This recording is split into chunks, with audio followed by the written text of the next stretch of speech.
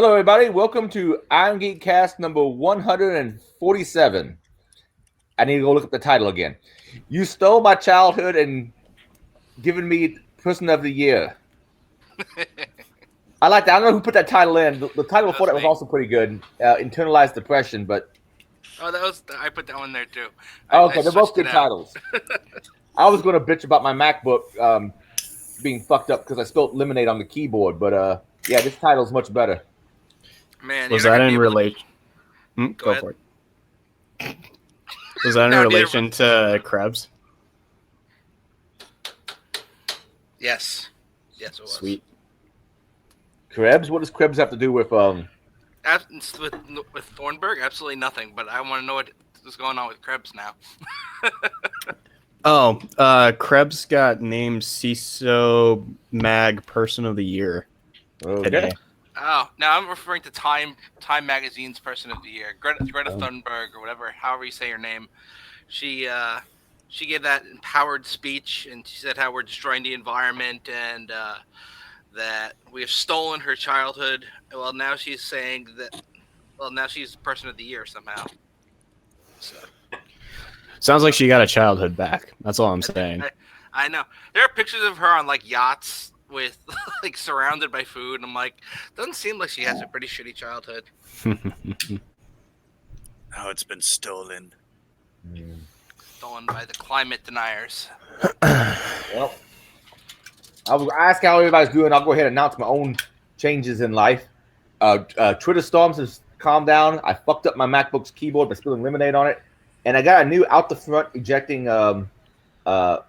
assisted opening knife. It's pretty nifty. Nice. Very cool. Do I need it? No. But it's kind of But are they fun? Yes. Yeah, that's kind of fun. Israel, welcome back. Why, thank you. I missed you, man. Yeah, last week was interesting. So I've been expanding out my ESX environment. Went ahead and, ditched Proxmox, and so I'm going ESX, full vSphere, vCenter. You got a real license for it? vSAN, yeah. And it's actually nice. Like with vMug, $200 a year. You can, and they run discounts every once in a while. But you can get some discounting and get it down to maybe like $180 a year. But then you can run the full-blown everything, and you're fully licensed for a year to do it. And they let you run a ton of their product suites in home labs for non-production use. But yeah, I threw vCenter up on my existing box that has limited amounts of memory in it because everything else was taking memory. And once I did that, vCenter bloated out memory in my controller for all my networking stuff, got corrupted. And so I had to go and rebuild my entire everything last Wednesday because I had zero network. This is wired, wireless, everything jacked due to corrupted memory. So, yep, it was a fun last Wednesday. Yeah, I'm on a shitty 4G connection myself, so I cut out all the time. I was very lucky last week that I didn't cut out during the cast. Nice. I was the only one talking most of the cast. It's always fun. Someone's got to do the talking. I could not shut up. It certainly won't be the guy who has his name on the cast. What was that, 3 weeks ago? The mostly ironless Irongeek Cast or some shit like that? Oh, yeah. That was good. So I'm in the process of building a new machine here. I got a Z390 Designaire at the motherboard, and I'm putting together put an i9 on it and 32 gigs of RAM, a couple of solid states. Nice. It's gonna be pretty. So did you get a heat sink in? I got a heat sink. I was very surprised they do not sell the heat sinks with the processors anymore. It's been a while since I built a box, so. But yeah. Here, over the last probably 4 or 5 years, they've really stopped doing that a lot because almost anybody who's building now is doing customized. Yeah, I haven't built a box in years and years and years because, generally speaking, I could buy a box. Unless I want to spec a lot of things up, I could buy a box cheaper from Dell than I could build it myself. At least last time I checked. Yeah, I don't like Dell, their consumer grade stuff because they tend to make these custom power supplies and custom motherboards that wouldn't fit in anything else. It just drives me nuts.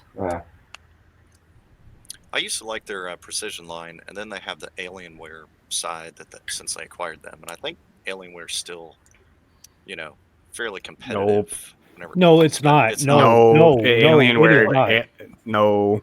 Did they kill it? Basically. Well, Alienware was already dead anyway. I mean, yeah, that's why Dell picked it up. Right. Well, I mean, Alienware was dead due to their pricing. I mean, well, it wasn't so much. It wasn't so much of its pricing as, yeah, they were overpriced, and at the time, I think it was Alienware and Sony BIOS were at the high end. This was 2004, 2005, 6 in that range, where a lot of the CEOs and technical people, that's what they were. That was their go-tos. Yeah, I had a BIOS back in the day. So, fun story about the BIOS. The reason that Sony stopped making them is because they started catching on fire. Yeah, pretty much. That'll do it. What? Well, was it due to them overheating and catching on fire, or people throwing them in fires? Them catching on fire from overheating. Yeah, I would have liked the other option. And my monitors just decided to die, so that's interesting. That's okay. I can still see you. That's what matters. Yeah, right? And you look real pretty, boy. Yeah, you do. Or it just, goes to sleep. I don't get this. Anyway. You ever drop a screw in the case when you're building a machine and never find it? It just disappears. It's like where all my socks go. I saw a video a while back where it actually shows where your socks go. Yeah, and it goes inside. It goes inside the tumbler. Yeah. It's that's why your shit breaks after 10 years. It's that sock just And then I saw a video of somebody actually cleaning out the back of their dryer, and they found all kinds of money and socks and. Oh. Yeah, I lost my trusted sex socks in the laundry. I was very disappointed. Oh hell, my buddy Jeff wanted me to get him some of those, I think, but I just totally spaced on doing it. Yeah, they have new ones. I had the I'm like, Jeff, you live in Cleveland area. Go get them yourself. Just yeah, because they have the old ones that were black with the green logo on them, I think, and then they have new ones that are a checkerboard type of pattern, if I remember right. Didn't they hand those out at DerbyCon? Yep, that's where I got it. Yeah. The new ones or old ones? New ones. Okay. And I got the Binary Defense System socks also, but they made me play a game to get those. Wait, Frank, you were at DerbyCon? Yeah. See, man, I have my face down in a monitor so much, fixing video and shit, that I have no idea who all was there. Yeah, man, I was there. You gave me some drink tokens. Oh, shit. Oh, that was you? I was just giving those out to everybody. I've met Frank in person. The only person actually on right now I don't think I've ever actually seen in person is Darren. Sounds about right. Darren's no comment. And a few times ago, I gave you that my people. badge. Ah, yeah. Happy holidays, everybody. Yeah, it's definitely the holidays because I'm having a holiday edition whiskey while I'm on the cast. Chuck I'm having a little Evan Williams myself. I'm wondering what's the worst that could happen if I don't put all the screws in. I have never out the front knife. I actually had to take a screw out to make it work again.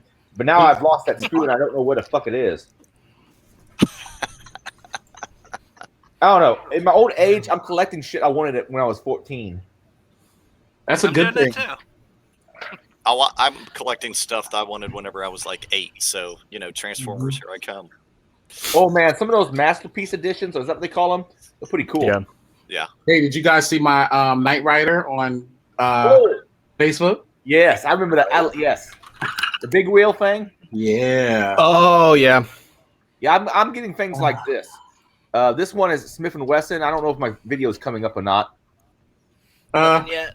It's not. Yeah. Sometimes I wonder why it's not doing I that. see Charles. Yay. Yeah, it doesn't seem to be changing based on voice. I don't There's know. a thumbnail.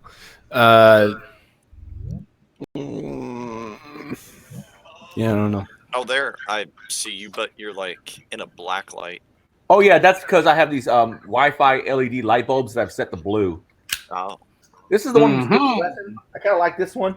He blew This one himself. is from Schrade. The problem with it is its ejection is way back here. Both have safeties on them. It's not bad. To tell you the truth, practically, this one opens from the side. It's probably just as practical. I don't like the way you have to close it, though. All I'm Yeah. seeing is black here. I think I gotta click on your picture to see you. Oh, Where are you? I don't Maybe see so. you anywhere. oh man, I'm blurry as hell on the YouTube. I see Captain. Oh yeah, you are. Yes. You're like Papa Smurf. Why are you so blue? Oh, that's because my LED light bulbs. I haven't set the blue. He blew himself. I mean, I can set them all from my phone, and I can change the coloration. Let me see if. Well, sometimes they have to be reset. They're not real reliable. Is that one of the cheap generic Chinese ones? Because I remember there was a vulnerability in a few years ago where you could take those over. Well, feel free to hack my light bulbs if you can. Well, Oh. the point was to use it into a pivot into a network. That was. Is that a little bit better as far as brightness is concerned? Little neck cat. Yes. I Yeah. don't We can see you in your natural glory now. know. A little bit of red light district, Natural glory. white, green. I like the blue. The blue I find soothing.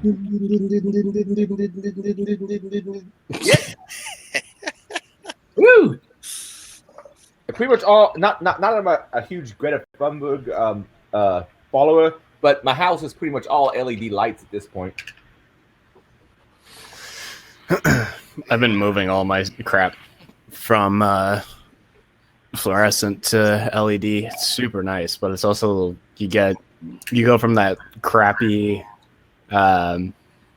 like first gen fluorescent lights to LED. It's like, wow, I can see things. Yeah, I think like all my lights are LED, and not necessarily. I mean, it's nice because I save some money on the power side. That's my But big thing. These things just don't burn out like ever. I mean, I know Bullshit. eventually Bullshit. they'll fail, but I Oh mean, yeah, I heard a story a while back about some millennials calling the landlord because they never changed the light bulb before.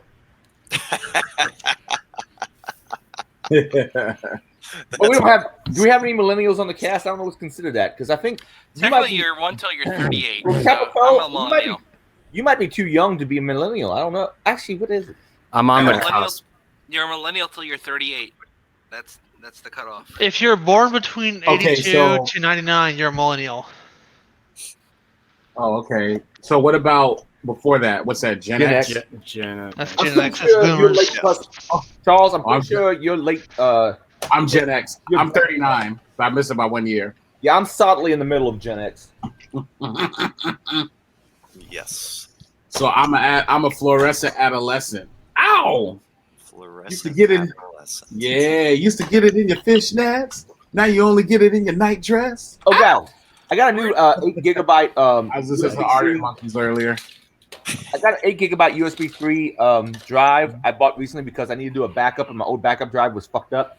Mhm. If you all have any recommendations for a nice little network NAS I can hook it to, let me know. I just want Anything with a Synology. anything with Synology. You know? Agreed. Someone suggested I just do it with a Raspberry Pi 4, but I know past Raspberry Pis had like a throughput. They make a SATA throughput. shield for it now. With that's what? A lot faster I/O. I know old Raspberry Pis had a problem with throughput on the USB bus. Is that still a problem? That's the problem. Yeah, you still you're No. at the USB 3 on the brand new one, but on the old the other ones it's USB 2.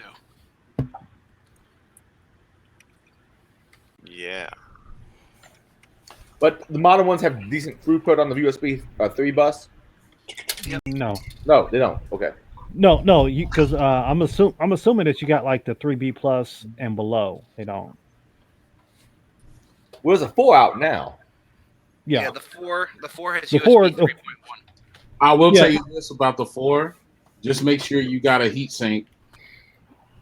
yeah, some kind of cooling solution. You definitely gotta have it. I'll take that. And if you want to get the one with 4 gigs of RAM, it'll run you $55.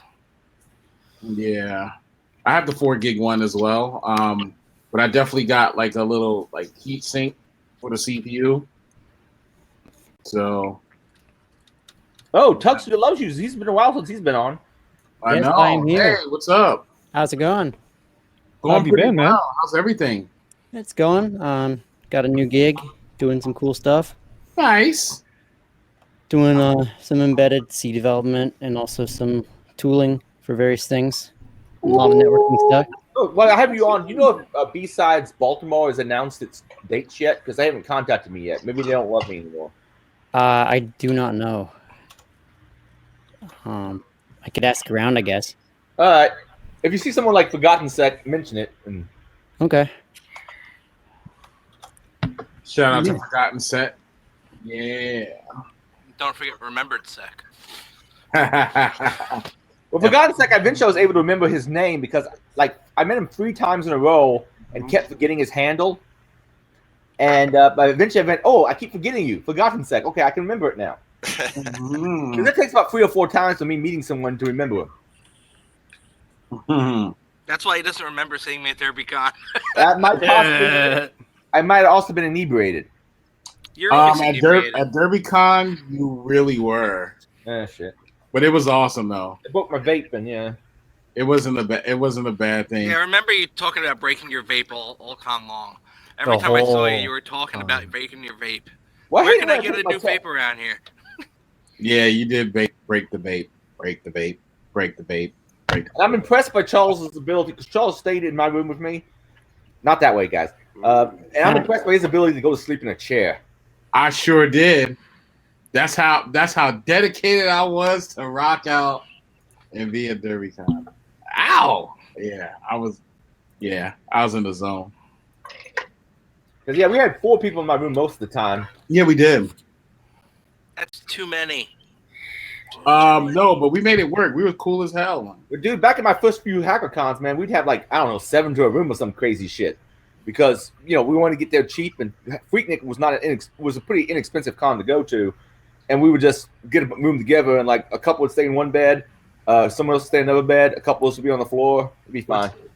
Look here, I trust me, that was minor.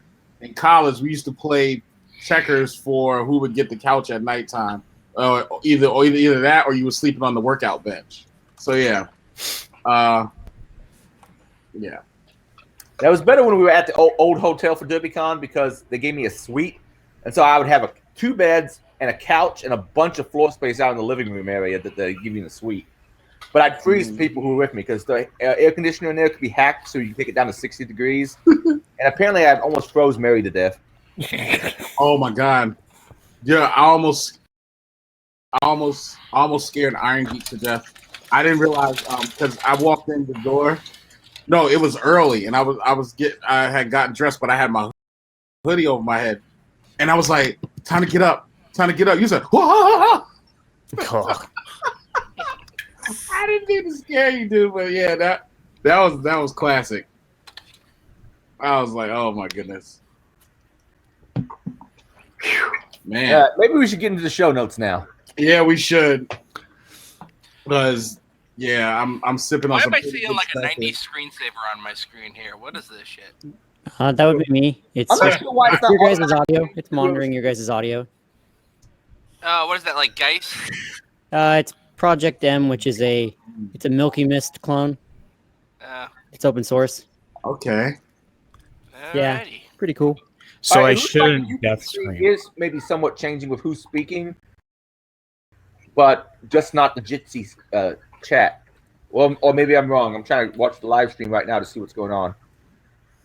And By the way, we Jitsi only have chat's one not person changing. commenting. I didn't set this thing to be private only, did I? What No, I found it fairly easy. Okay. There's 12 people watching. I joined without any authentication. I mean the YouTube. Something. You're in the chat where the link is. Yeah. Yes. Something. It's all good, fine and good until Ill Will starts sharing the link out with a bunch of people, and we got tons of people joining. Like, who the fuck are y'all? You all? I love Ill Will. Shout out to Ill Will. Shout out to Charles for giving shout outs. I know, right? I'm in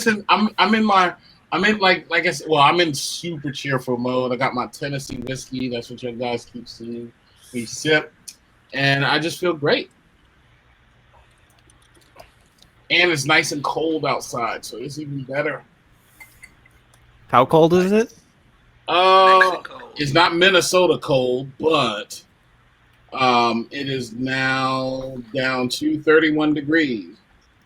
Oh, that ain't cold. That's summer.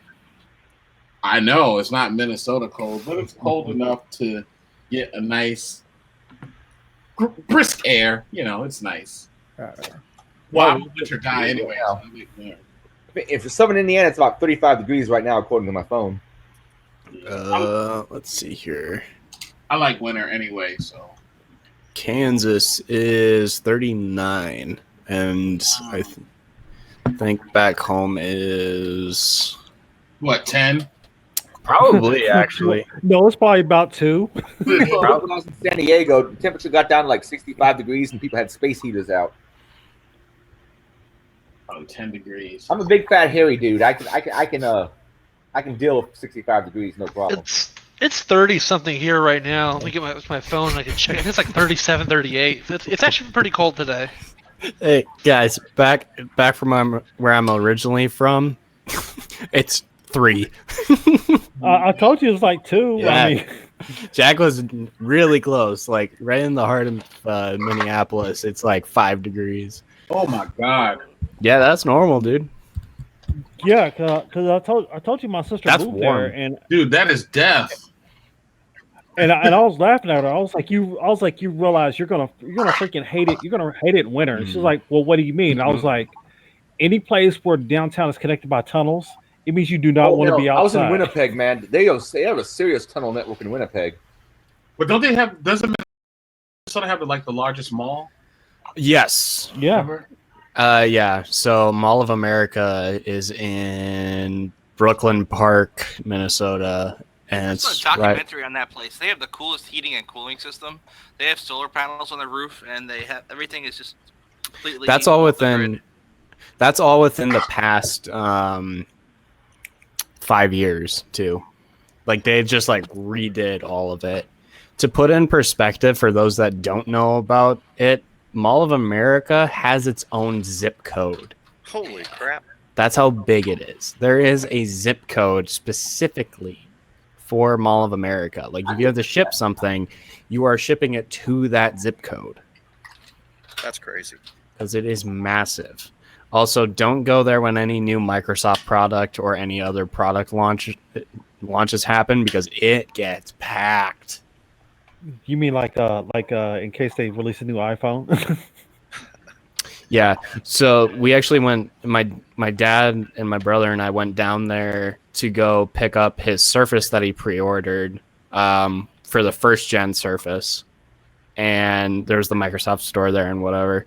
We went the day after, and we still were like, it was like piles of people going in and grabbing shit from the Microsoft store. I was like, holy fuck, I don't want to be here.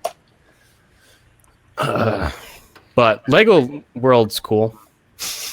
Oh, I can imagine. I would love to see that. Lego. Think like 20-foot Lego statues.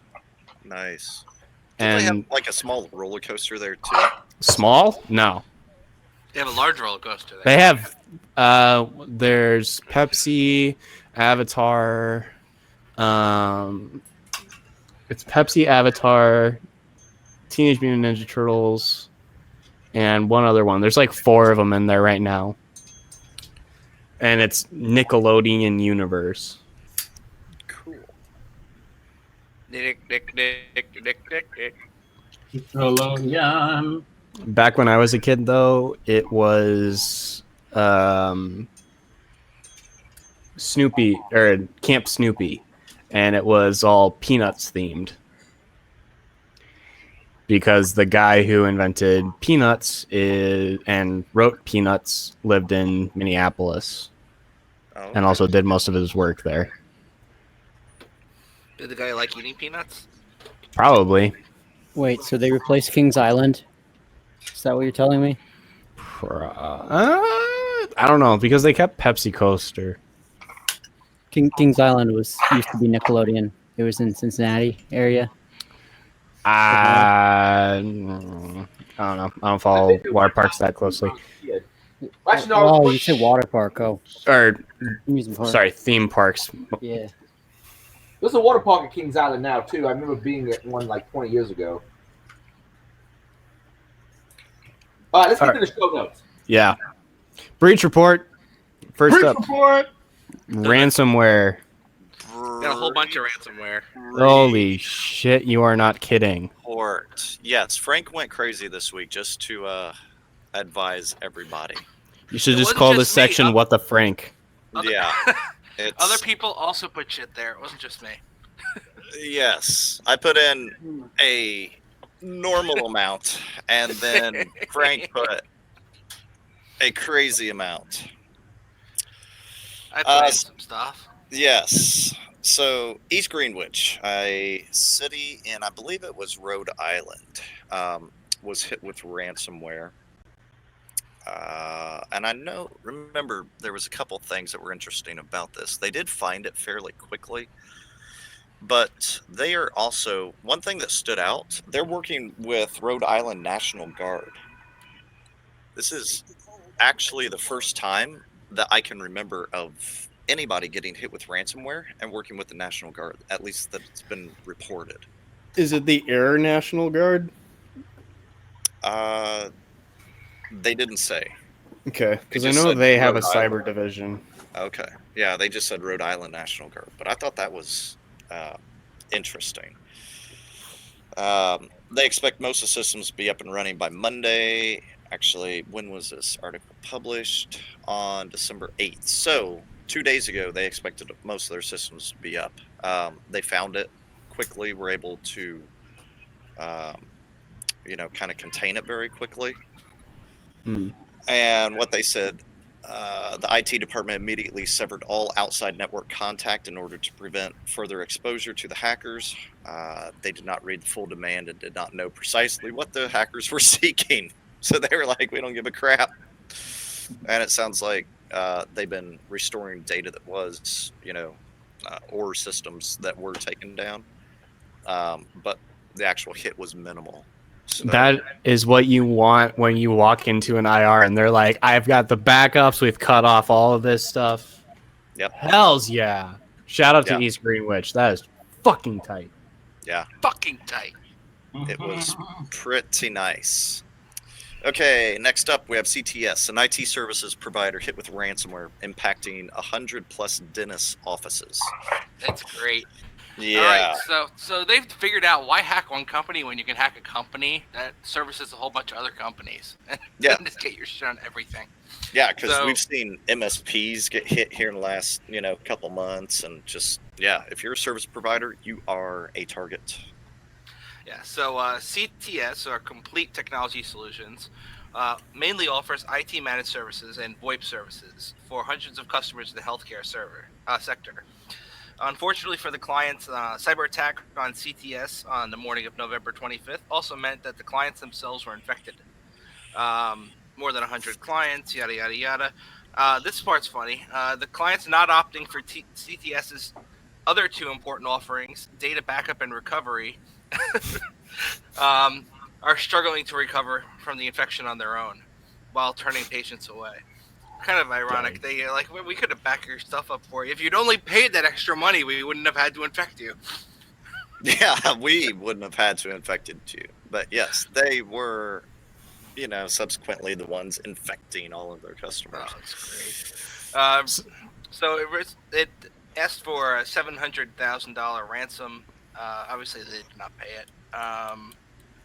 Well, it doesn't say if they paid it or not, so I'm not going to say that. But that's how much they asked for. And their the CEO of one of the affected practices says that security hygiene in the dental industry is atrocious, and it's not just CTS's fault. So that's I like that quote. yes, Security hygiene. that's pretty good because they're dentists, so hygiene makes sense, That's pretty much this one. It's typical. They got into the MSSP type place, and they used their remote access tools to get into everywhere else. All that Yeah. shit. I made a comment that said in the show notes that vulnerable remote access tool most likely is going to be RDP. So someone didn't patch Bluekeep, or like some other like Citrix go to assist. That's common, and Or once they got in, they just ran responder and pulled some creds.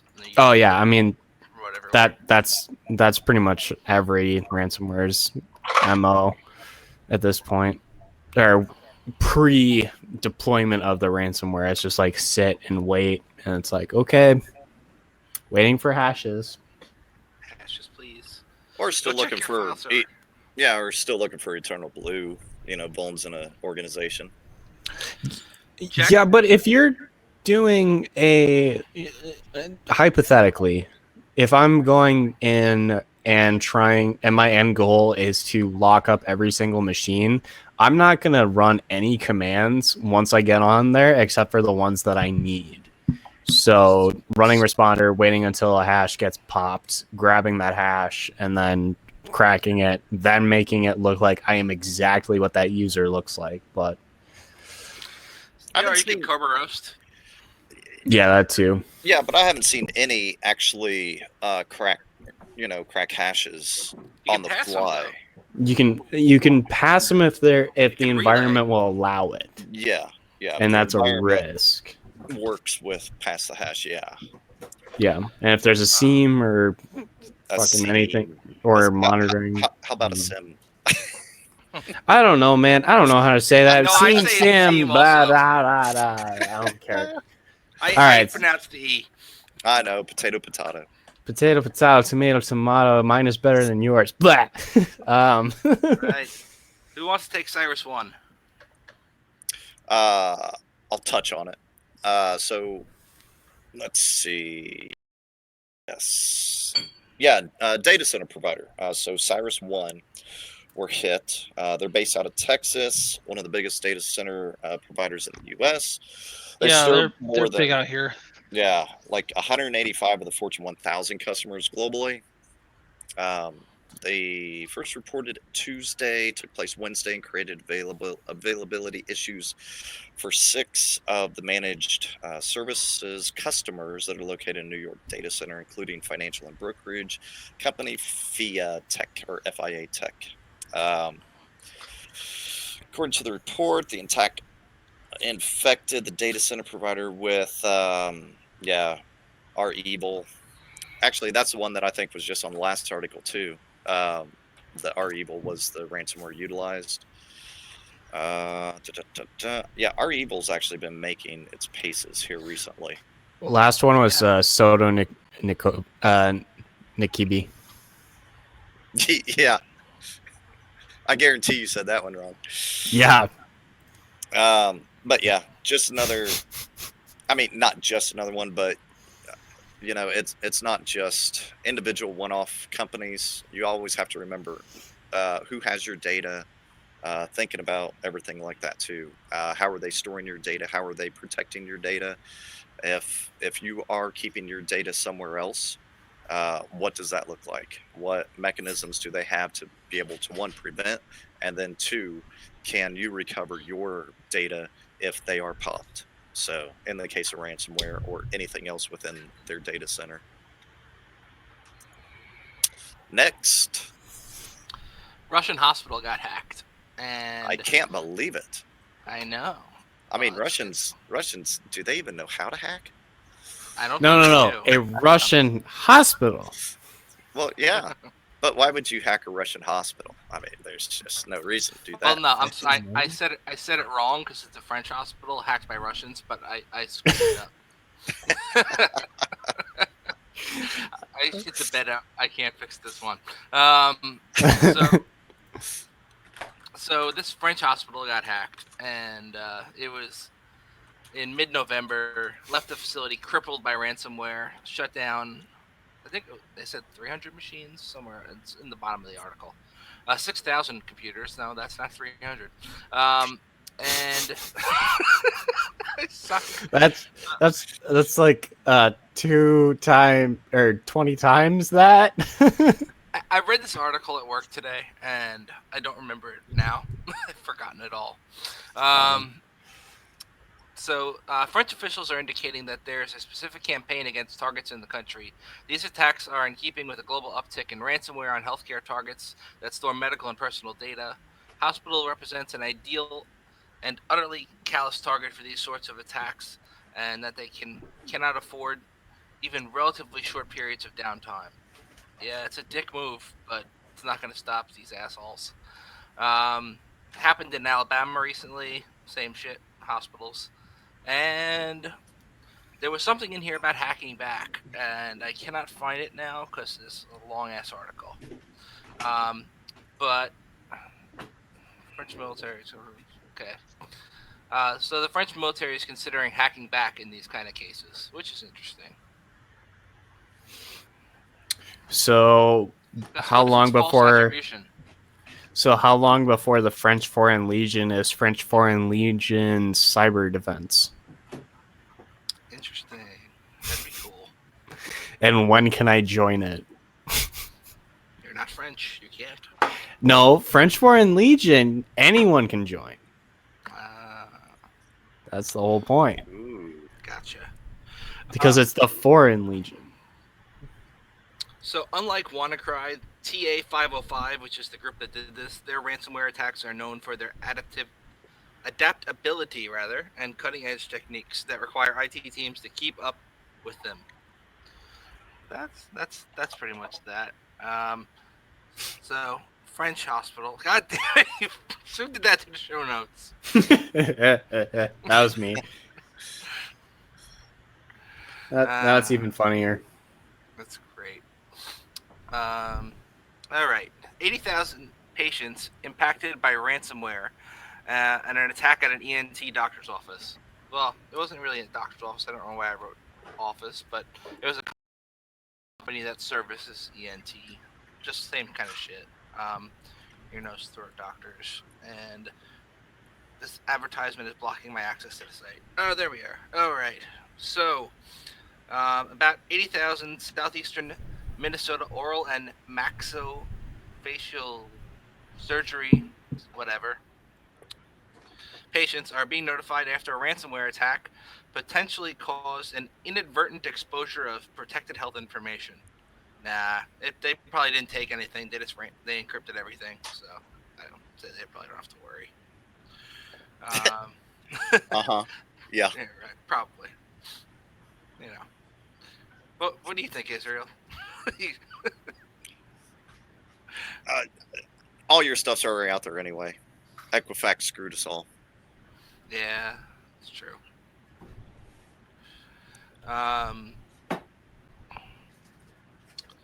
So it talks about a couple other places in the article that also got hacked. But you know what? It's just gonna keep happening unless people secure their shit, which they're probably not because people suck. Well, I mean they are. Well, but okay. It requires money, finances, time. It's as well as prioritization.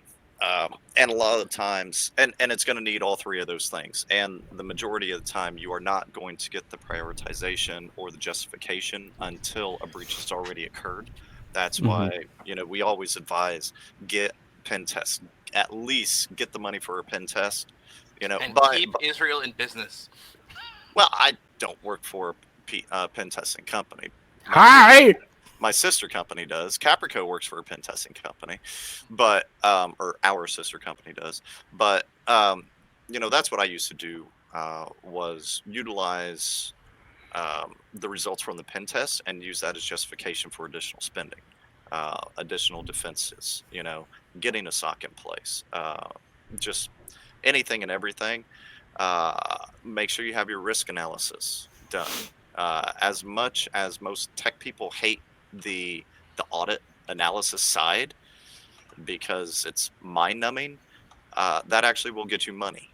So if you're able to show that 2 hours of downtime by a couple of the production systems or primary production systems will cost the company $1 million in revenue, yeah, they're probably going to throw you some money to help protect those systems. So, yep, big fan of those. I would also add to, even before you do a pen test, get basic asset management down. Yeah, get your patches, Because all that stuff. not even that. Know what shit you have inside your on your internal network, on your external network, in the cloud, whatever your infrastructure looks like for your company. Get all of that tracked, managed, so that when you need to have stuff pen tested, I'm not fumbling around trying to just discover all your stuff. You need to know what your external scope and your internal scope and all your cloud shit looks like before you can even say to a pen tester, hey, go do this, my range is this. And if you don't know what's on there, this is how you get ransomware a lot of the time, just because you're not going to know what assets are actually in place and what are actually being served on the external net. Once you understand what's actually out there, that's how you mitigate. In terms of ransomware, like 90% of this is it's because someone left some like weird RDP port open for some stupid reason, accessible the CEO from is the going to internet. work from home this weekend. Please open RDP to the internet for him. All right, dude, you just actually hit on a cool point, because when I did CCDC, the collegiate defense or cybersecurity collegiate defense thing competition, that was an inject. I'm not kidding. That was an inject in one of those. Nice. And we literally like enabled it, watched a terminal pop up, and I'm like, I told them, don't freaking do this. And then immediately blocked the IP that came from, which was annoying. But asset management, get a base, know what is actually in your network, and then we can tell you what's there. Oh, and make sure that you are consistently aligning with HR in regard to policies too. And if people break the policies, that there's actually repercussions for that. You know, if you have 15, 20 different locations, say somebody throws up brings in some new uplink. Are you going to know about that? Are you going to know about some Walmart firewall that they brought in, and now they have a switch behind it with 6 or 7 systems and maybe a jump box in between the regular network and that one? Are you going to be able to find that? And once you do find it, what's going to happen to them for doing it and violating policies that are in place? So make sure that you do have that good working relationship with HR. Yeah, keep HR in the loop. Yeah, because and legal. Yeah. And legal too, because you want to ensure what you're doing is legal. Yep. Oh, it's always fun. Just wanted to throw in 2 cents there about that, because I actually had a pretty good conversation with my boss about that. You can throw in 3 cents. I'm saving the last 2 for Cappy's corner. Oh, okay. Okay, what do we have up here next? NVA. Yes, NVA. It's a Krebs article, so we have to summarize it because we're not going to be reading it all freaking day. 700 animal care facilities were hacked. Why? Because they're essentially managed by a company that manages vet care facilities. Sounds familiar. I don't know if I've ever heard of anything like this before, though. Have you, Israel? Yeah, never. Yeah. Ever. Yeah. But it's a dick move. I mean, I could see taking over a hospital, a few people die, but a vet, you know. Oh my god! Oh my gosh. You're such an ass. All right, so Oh my god. NVA discovered the ransomware outbreak on Monday, October 27th, so it's been a while. They hired some outside security firms to investigate it. It was Ryuk. It's ransomware. Yada, yada, yada. Goes on for freaking ever, this article. My God, Krebs. Anyway, so the long and short of it is the same shit happened again, just now to vets. So I wonder if this is going to be we could just do a section from now on. All the MSSP-like places that got hacked this week that hacked their clients. Be a new feature. Yeah, I think these have just been security or just regular managed providers. I don't think any this week were actual security providers, but I mean, it has happened with security providers too. Yes. Don't pay off Ryuk or Ryuk or Yik or Ryuk. I call it Ryuk. Ruck. Yeah. Whatever. Ryuk. Don't pay this shit off. Is the title of the article. Yes, and if you're an Oracle database user and you're attempted to pay them off to get your files back, for pity's sake, don't. The criminals behind it have broken their own decryptor, meaning no one will be able to unlock files scrambled with this malicious software. And isn't That's it only funny. files over a certain size? I don't know. That's a good question. Because I'm pretty sure it's regarding this, but I was reading something later last week or maybe over the weekend that with Ruck, however you guys are pronouncing it, Ryuk, that it was affecting files that were over a certain size, and files that were smaller, it was still able to decrypt them. But it was It's just saying the here larger that if it's a VHD file, it adds something to the padding at the end, makes it not decrypt properly. Okay, calm down there, big boy. Go ahead, big boy. Say what you want to say. I want to hear it. Nah, it was just an asshole move, but it's kind of funny at the same time. I don't think it's really an asshole move. It's just more due to incompetence. Yeah. So they broke their own decryptor, is what it's saying essentially, and there's no way you're getting your shit back, even though they're collecting the payment still. It's not like they have customer service, which some ransomware does. They have like a customer service portal set up and everything. Oh yeah. Wasn't it WannaCry? There was this guy in Taiwan who like emailed them back and said, "I make like $20 a week USD. Can I please have my data back?" And they're like, "Okay, yeah, sure."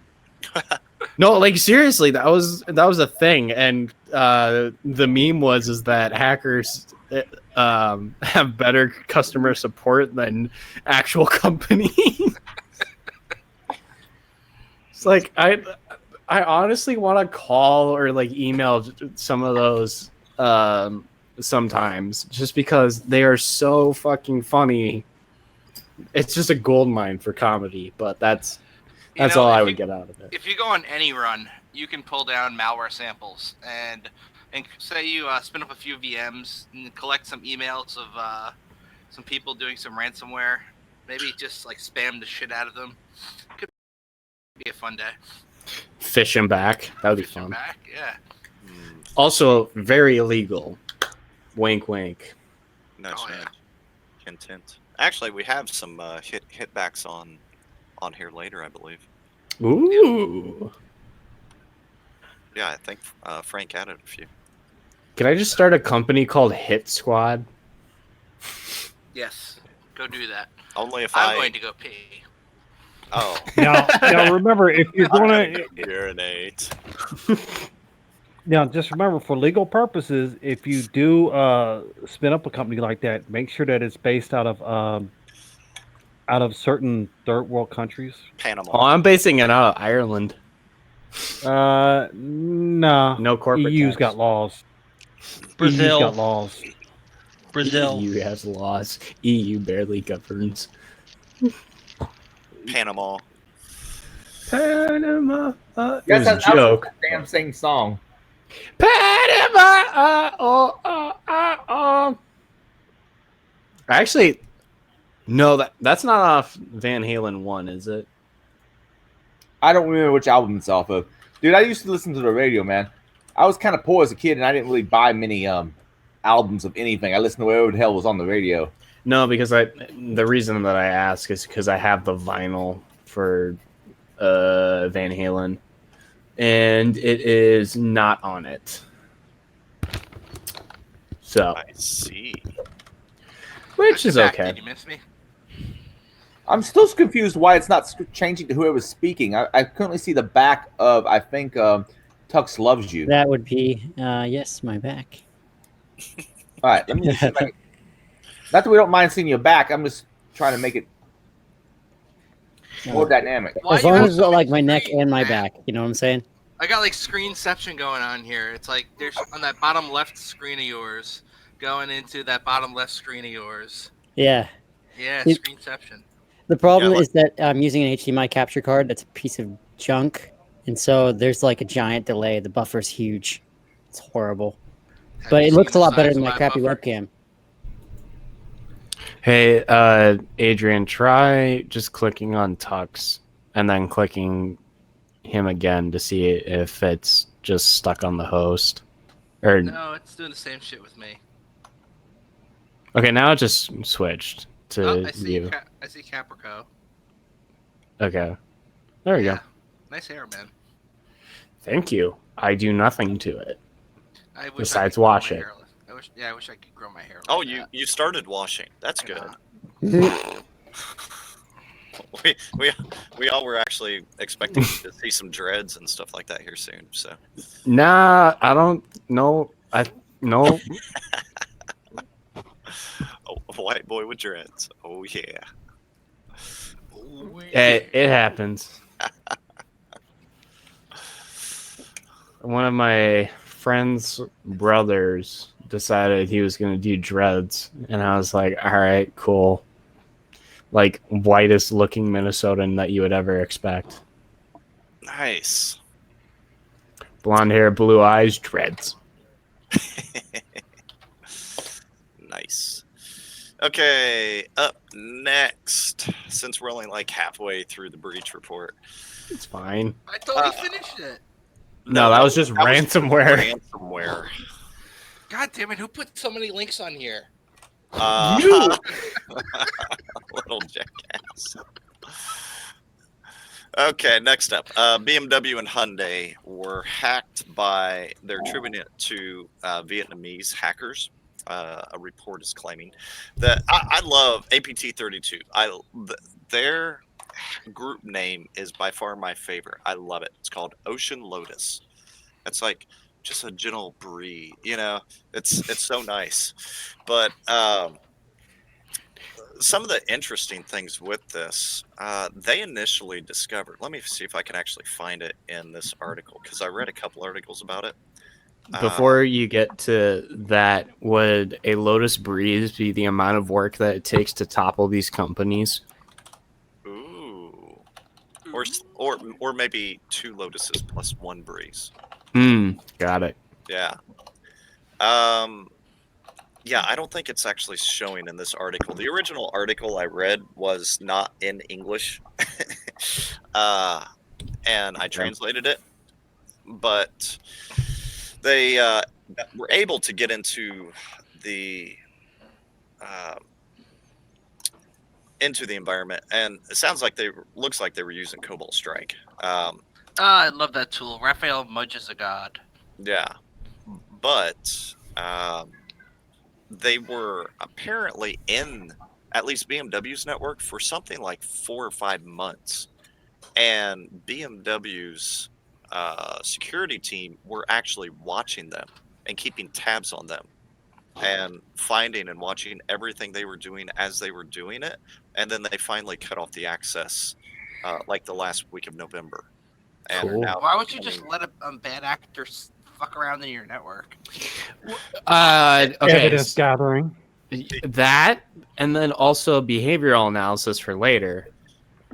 Yeah, I mean, if you already have them in a confined space, I mean, there's times, as long as your security maturity is at a high enough posture, that you could let them, you know, have a little bit of fun, see what they do, see if they're able to. It's kind of like a free pen test.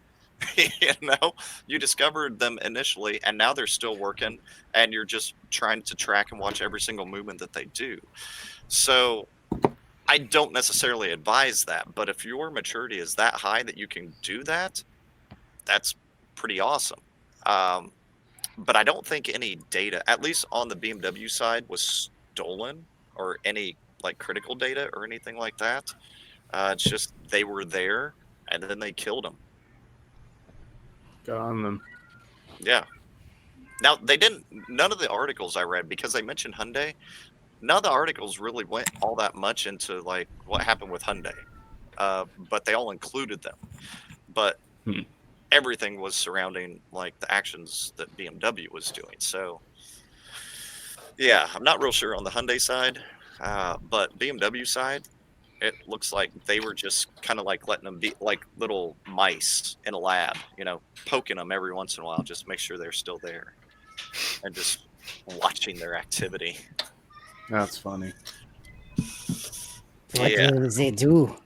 Yes. Sweaty Betty. Yeah, and the main reason I haven't put this on here is because I have never ever heard of Sweaty Betty, but I really love that as a company name. And so I just want to be able to say Sweaty Betty. But hackers steal credit card details from Sweaty Betty customers. That's like sweaty balls. God damn it, I was going to make that joke.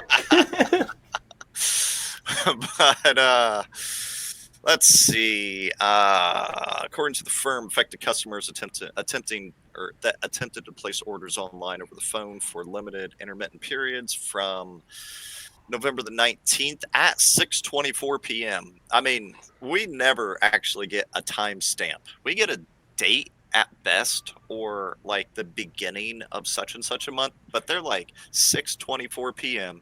until Wednesday 27th. Oh, yeah, at 2:52 p.m. Like, they had timestamps. That's awesome. Well, they were still breached, though. But as a consequence, stolen information such as customers' names, password, billing address, delivery addresses, email addresses, telephone numbers, payment card numbers, CVV numbers, and expiration dates. So, if you have ever purchased anything from Sweaty Betty, you need to immediately contact your credit card company, cancel that card out. I don't care if you have reoccurring payments set up with anyone. Cancel that thing out. They will be going up for sale very soon, I'm sure. And get a new credit card sent to you. Sweaty Betty. Okay. Who added the whatever word this is that I'm not even going to try to pronounce? Desjardins. There you go. Yes. I did. Why don't you read it? All right, hang on. Montreal. So from the Montreal Gazette. Yeah, the person. You. Yeah. You read it, Caprico. Yes. Hang on, the page is loading. All right. I'll take the Network Solutions one after that. All right, cool. Desjardins says data breach also affects 1.8 million credit card accounts. The update comes a week after Canada's biggest financial services cooperative reshuffled its senior management team in the wake of the breach that was first disclosed in June 2019. And this was published December 10th, so this was yesterday.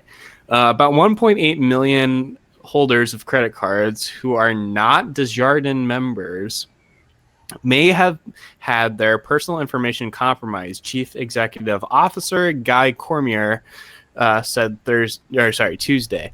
The rogue employee at the center of the leak, who has since been fired, had access to banking details such as loans and savings, the CEO said on a conference call with reporters. Still, Cormier said, quote, "This information was not stolen. It was not found in the hands of third parties.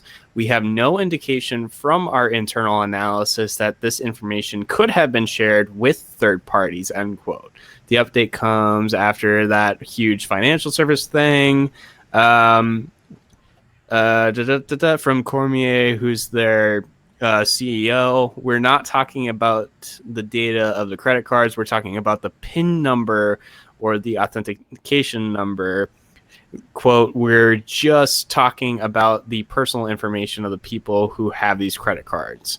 The quote ill-mentioned employee didn't have access to the computer systems of Desjardins Insurance, Securities, and Wealth Management units, said Rial Belmer, the cooperative chief operating officer. So essentially, rogue employee says, hey, I've got access to all this fucking shit. I'm going to make a shit ton of money. Let's go sell this all off. Tries to get it out, gets caught, and then it gets reported in the Montreal Gazette and a bunch of other news sources from the CEO, and the CIO have already, aforementioned, fired the guy, and there was a potential risk, but it does not look like any of it was leaked beforehand. Despite the breach, Desjardins expects to have added about 40,000 members this year to their credit base. So whatever potential. I'm glad you put that article on there to read. I'm so glad I had to on the spot go for that. Hey, I just have to point out that Tux is over here playing an alto sax, and trying to get his Kenny G on. So Yeah. I'm gonna temporarily kick you out and then rejoin. Wait, I'm trying to see how to get this image to change to whoever's speaking. but it works for us, just not you. well, You're leaving me join. I thought you were kicking me. I was like, YouTube stream, you are constantly on.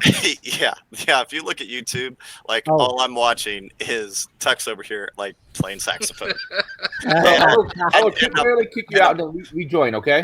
And I'm really disappointed that I'll just reload. I don't know. I mean, I've been in tile view this entire time. Just reload your browser, see what happens. All right. Yeah, I'm really disappointed that Tux most of this time hasn't had his audio on, because I'm feeling like I should have had some Kenny G in the background here while everybody was talking. Oh, I think I know why. Can you guys were you constantly sharing your screen to your mic that was behind you? See, the thing is, my capture card doesn't have video for Linux drivers. So the only way to share my DSLR camera is Tux, to share a window. Why is your camera on the ceiling, Tux? Now it's changing between people. Yeah. There we go. My camera is actually a window because my capture card has bad drivers. So you were screen sharing. That's what it was. Yeah, that's what it was. All right, stop that. Damn it. Yeah. It looks great. Once you figure all that stuff out, that'll be a great stream setup. Yeah. Problem is, I'm gonna have to rewrite the drivers or buy a new capture card. Yeah. Use Windows. No. Just use a Windows VM. You are cast out. No, I'll have to buy more RAM for that. No. I'm too cheap for that. No, I'd rather patch some T code. There's a crappy MIPS processor in my capture card, and it does really stupid things. Man, I hate when my nips are crappy. The buffer is ginormous. It's many seconds behind, what I'm saying, and it takes forever to start up. All kinds of issues. Oh, and only on the Linux proof of concept drivers only work with MPEG 2 right now, which I think, it looks like garbage. So why don't you use OpenBSD? Because then I won't have a capture card that I can't do. Then I won't have any HDMI capture cards that run on my OS. Wait, when did OpenBSD have the vulnerabilities? Oh yeah, Was that this week? All the time. All of them. No. Just all They're the all teasing him vulnerabilities. about it. Yeah. I don't run OpenBSD. Yeah, I think it was this week. Yeah, but Charles does. I'm running Arch right now, by the way. Oh God. Yeah, you just are a glutton for punishment, aren't you? I use it at work. I've been using this is the second job in a row. I've been running Arch at work. No issues. What did you do today? I recompiled my kernel. Yeah. Thank you. How many times? 12. Yeah. Hey, at least he got something done. Patch Tuesday happened, and 3 of the analysts at work had an issue with their Windows box to where Outlook decided to crash all of their stuff and wouldn't like update or anything, and they had to completely re-image and rebuild their machines, which I was like, what the hell is going on? I didn't follow it because I'm on Debian natively, so I'm like, eh. I mean, they couldn't have even just gone into safe mode and uninstalled Outlook and Dude, I don't know. gone down that road. I'm not there. I'm not in charge of that side of the house. I'm on the opposite end of that spectrum. You're not their supervisor? No. Well, I mean, I don't know. I mean, when I was an IT technician, the way I looked at it was, it took 2 hours. It took 2 hours to reimage a machine. So if it was 2 hours worth of work, I just might as well just reimage from scratch. Yeah. Screw your customized settings and everything else. Don't blow that shit away. Pretty much. Well, yeah, but you also got to remember, it also depends on the size of the company and the size of the issue too. If it's a issue that affects, 4 or 5 endpoints, yeah, screw it, just re-image them. If it's an issue that's going to affect 20, 30, 40, 50, 60 systems plus, you That reminds me of something. figure out a fix. So when I worked for a government agency, not local government, we had a golden image that essentially we would use to image all the machines. And we let one of the new guys build his own golden image. He decided to use some sketchy driver program from Russia to install the drivers.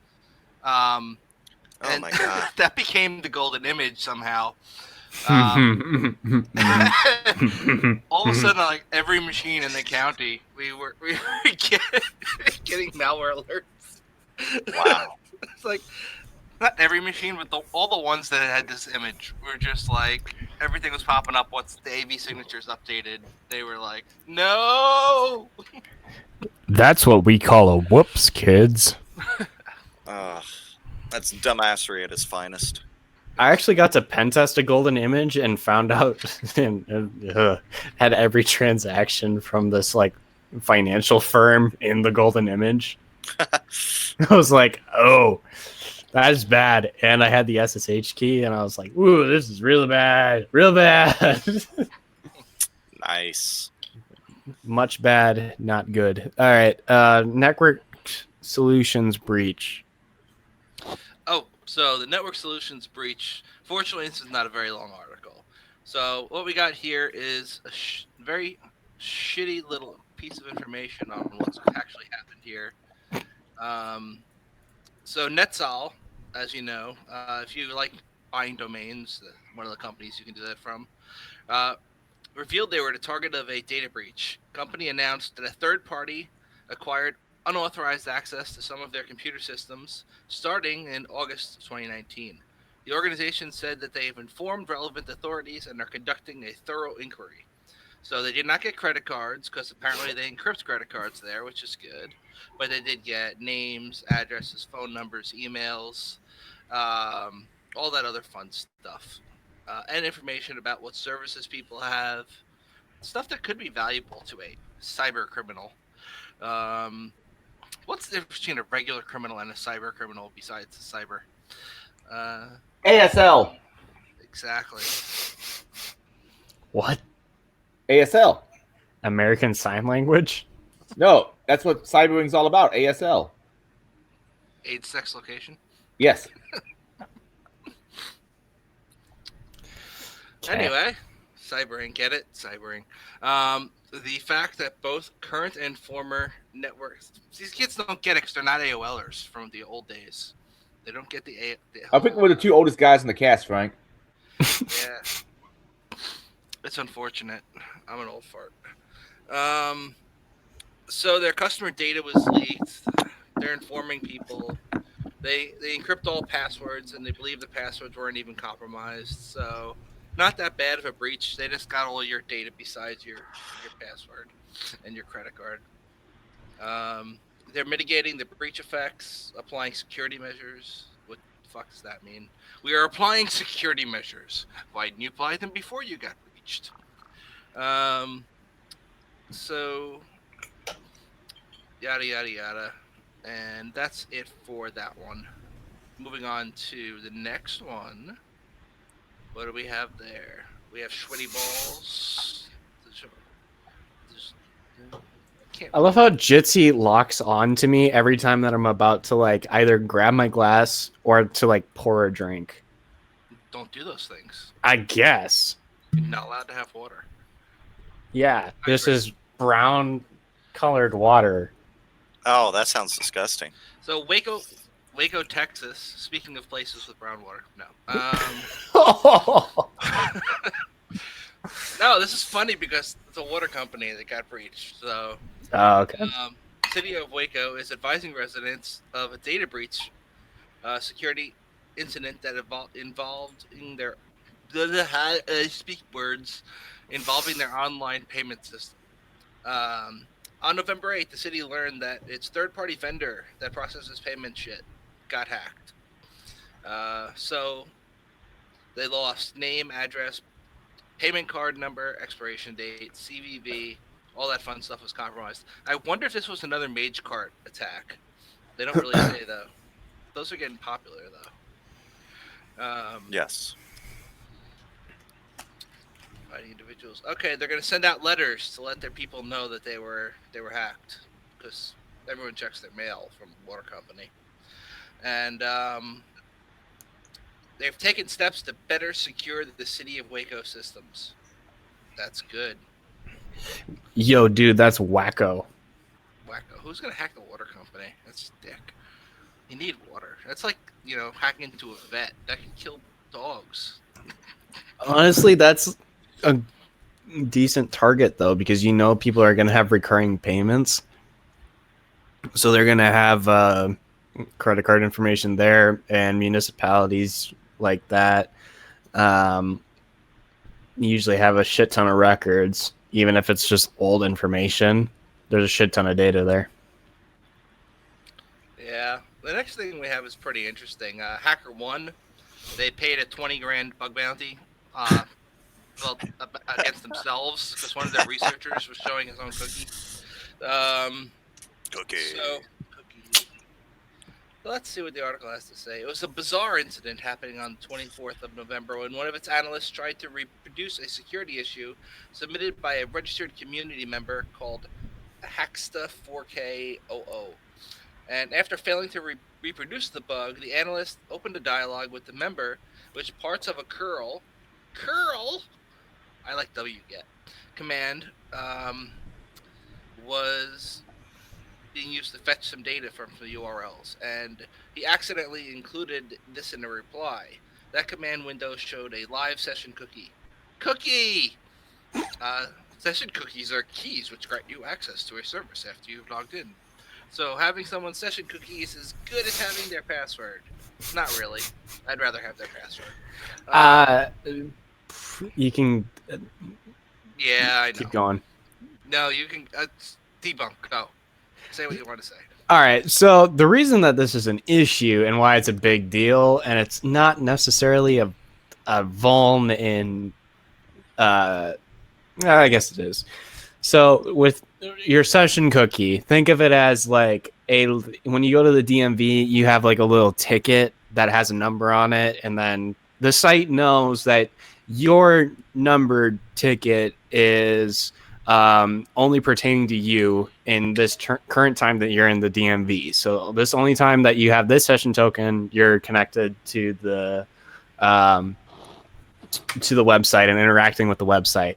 If someone gets your thing and goes up to the DMV, it like say you give your ticket away to some random dude for whatever reason, and they walk up, they're interacting as you are with that website in this scenario. So that's why it's an issue. So if someone's logged in and their section token in this case gets given out to a security researcher, a guy who's trying to hack shit. Yeah, to someone who's trying to hack shit, easily replacing a session token in burp and or Postman can yield some fun results. Can you do it in Zap? Yeah, Cool. I know there's the potential for that. I have not used Zap, but I have very much. But I have looked at it, and you can do I it. have to use Zap because I don't have $400 for burp. That was The 300. edition sucks. That was 400. Anyway, Ooh. it's a lot of money for a license. Who do you work for? I can't say. No. Get them to pay Reasons. for it. No, Yeah. I'm working on that. They actually already promised me a copy, but they keep putting it on the back burner. Bug the hell Good out of luck. them. Good luck with that. Doesn't apply to my primary job function, so not Make it. a priority. Like I said, good luck with that. I'm in the same boat. Pay for my burp license. You promised. You lied. It's the end of the year. There's probably $400 left over in a budget wherever it is that you work that I have no idea where that is. Yeah, we're startups, No. so there's no budgets and none of that shit. It's just like, Oh, then you're fucked. yeah. There are no budgets. Things get paid for. There's no budget. We have bills. We have bills. We pay those bills. Sometimes we have customers. Customers are good. No, right now we're just trying to cobble something together so we can get bought out and taken over. Yeah. No, that's not the game plan. At least not as far as I know.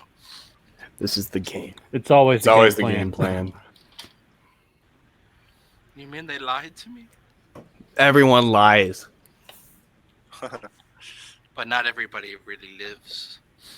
Okay, so this bug bounty guy got his 20 grand out of that. So Was it? Okay. it was 2 hours later too. So that's a pretty good. I mean, it's 2 hours later. Why is this a giant big deal? He had anyway, good response time. That- It's probably because the guy saw it and went, "Oh, fuck!" It's like, 20 grand. Leave me the fuck alone.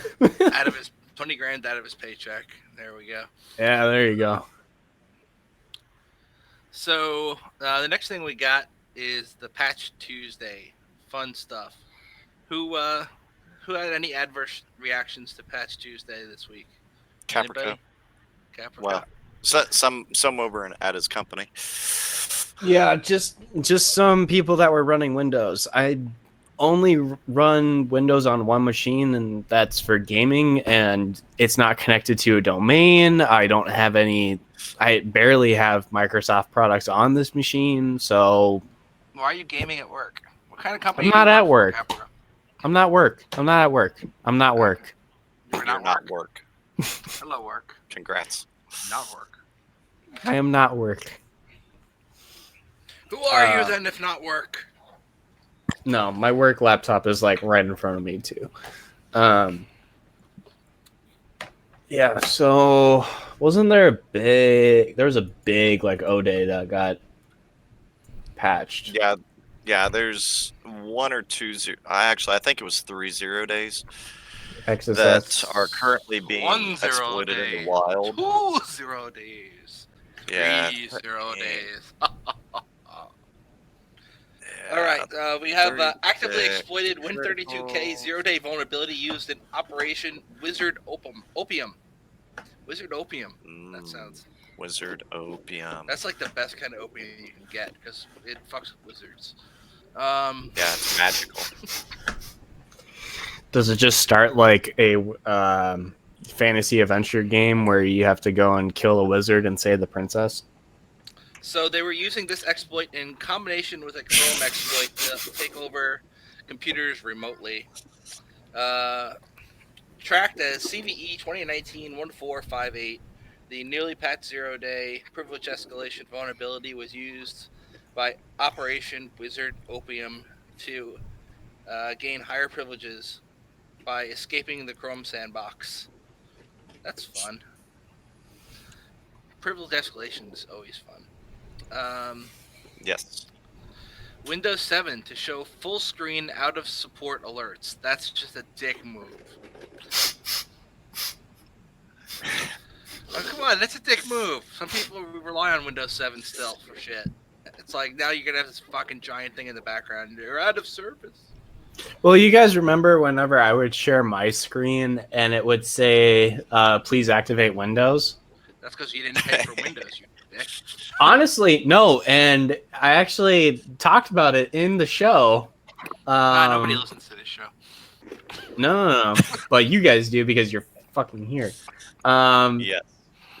There was a issue with one of their key servers going down, and then like all these different like Microsoft product keys that were like upgrades. So like if you were on like Windows 7 and you did the Windows 10 update back when it was a free update, your code was just gone, and it took them like 6 months to get mine back. So now it's gone. Like I haven't had an issue with it. I remember. You remember? I remember. I remember. I remember. Do you remember? I can't remember what line is. I don't remember. Well, yeah. So they get this giant blue screen with white text that says your Windows 7 PC is out of support. You'll receive no security updates, no software updates, no tech support, and you have an option to learn more or remind me later or don't remind me again. So that's not too bad. I thought they were taking over. Unless they're China. I'm sure China will get, years and years of extended support. I think XP is still supported in China. XP embedded is. Just embedded? Just embedded. Okay. I'll embed you. Because I know they supported that way past the cutoff. Let me see here. So, does anyone know if yeah. the DHS has actually gotten stuff figured out? if you want Windows XP updates and you install nowadays, if you fuck with your registry key and make it think that it is Windows XP embedded, you can pull down security updates.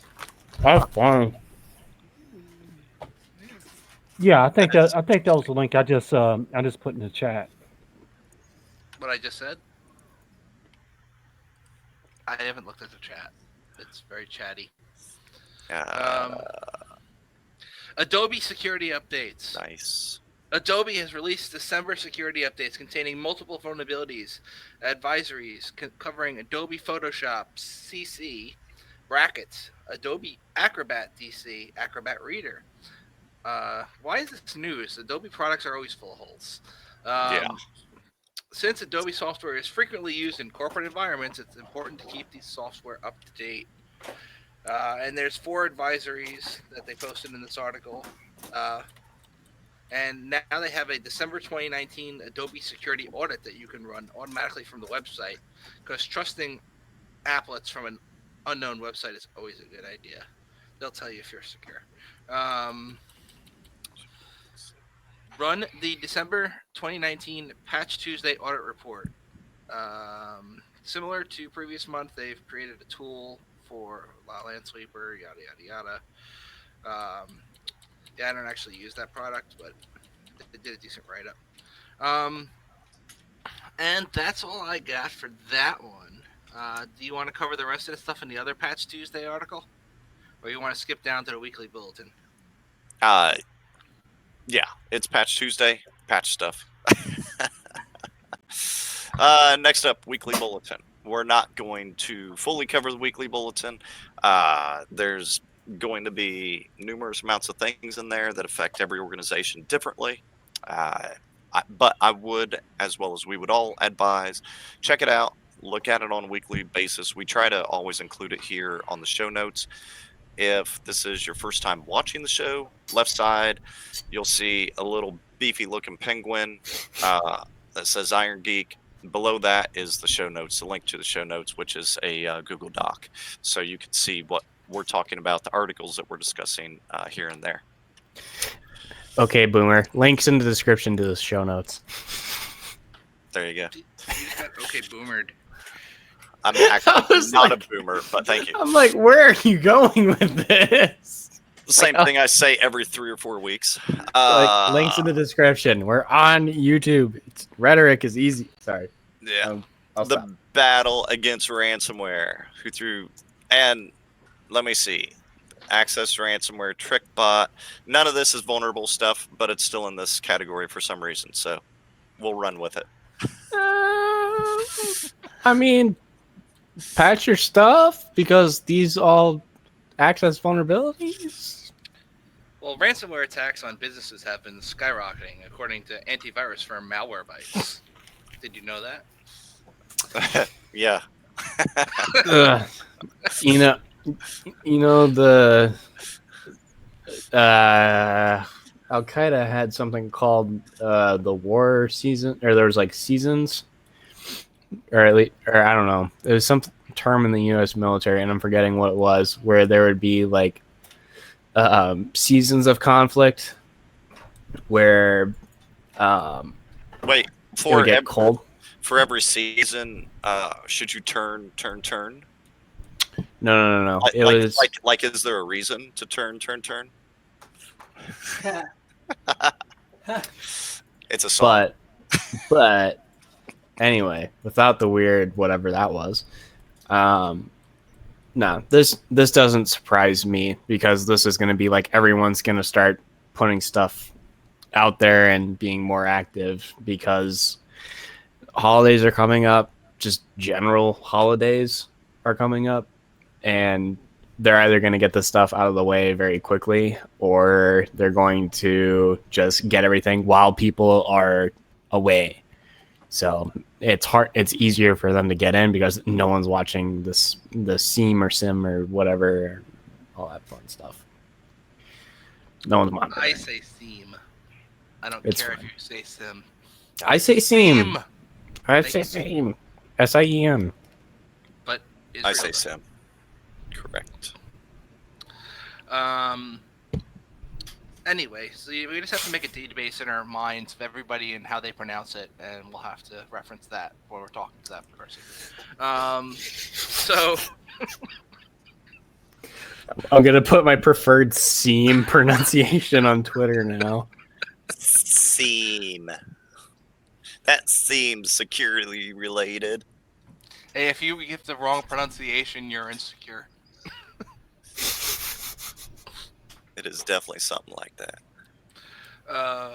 All right, so this article it's more geared towards people who are not in InfoSec, and it just talks about some of the ransomware stuff that's happened recently and how important it is to secure your shit. So not really going to read it again. We're just going to skip to the next thing. If you're watching it, good spot. If you're watching this and you're not an InfoSec professional or whatever, good spot to go check it out. See what the general overview of what the ransomware and vulnerable companies or scope looks like. Yeah. So the controlled folder access bypass for ransomware. This one was pretty cool. So you know how when ransomware goes to overwrite a file, it deletes it first, and then, whoa, what just happened? It deletes it first. Most of the time.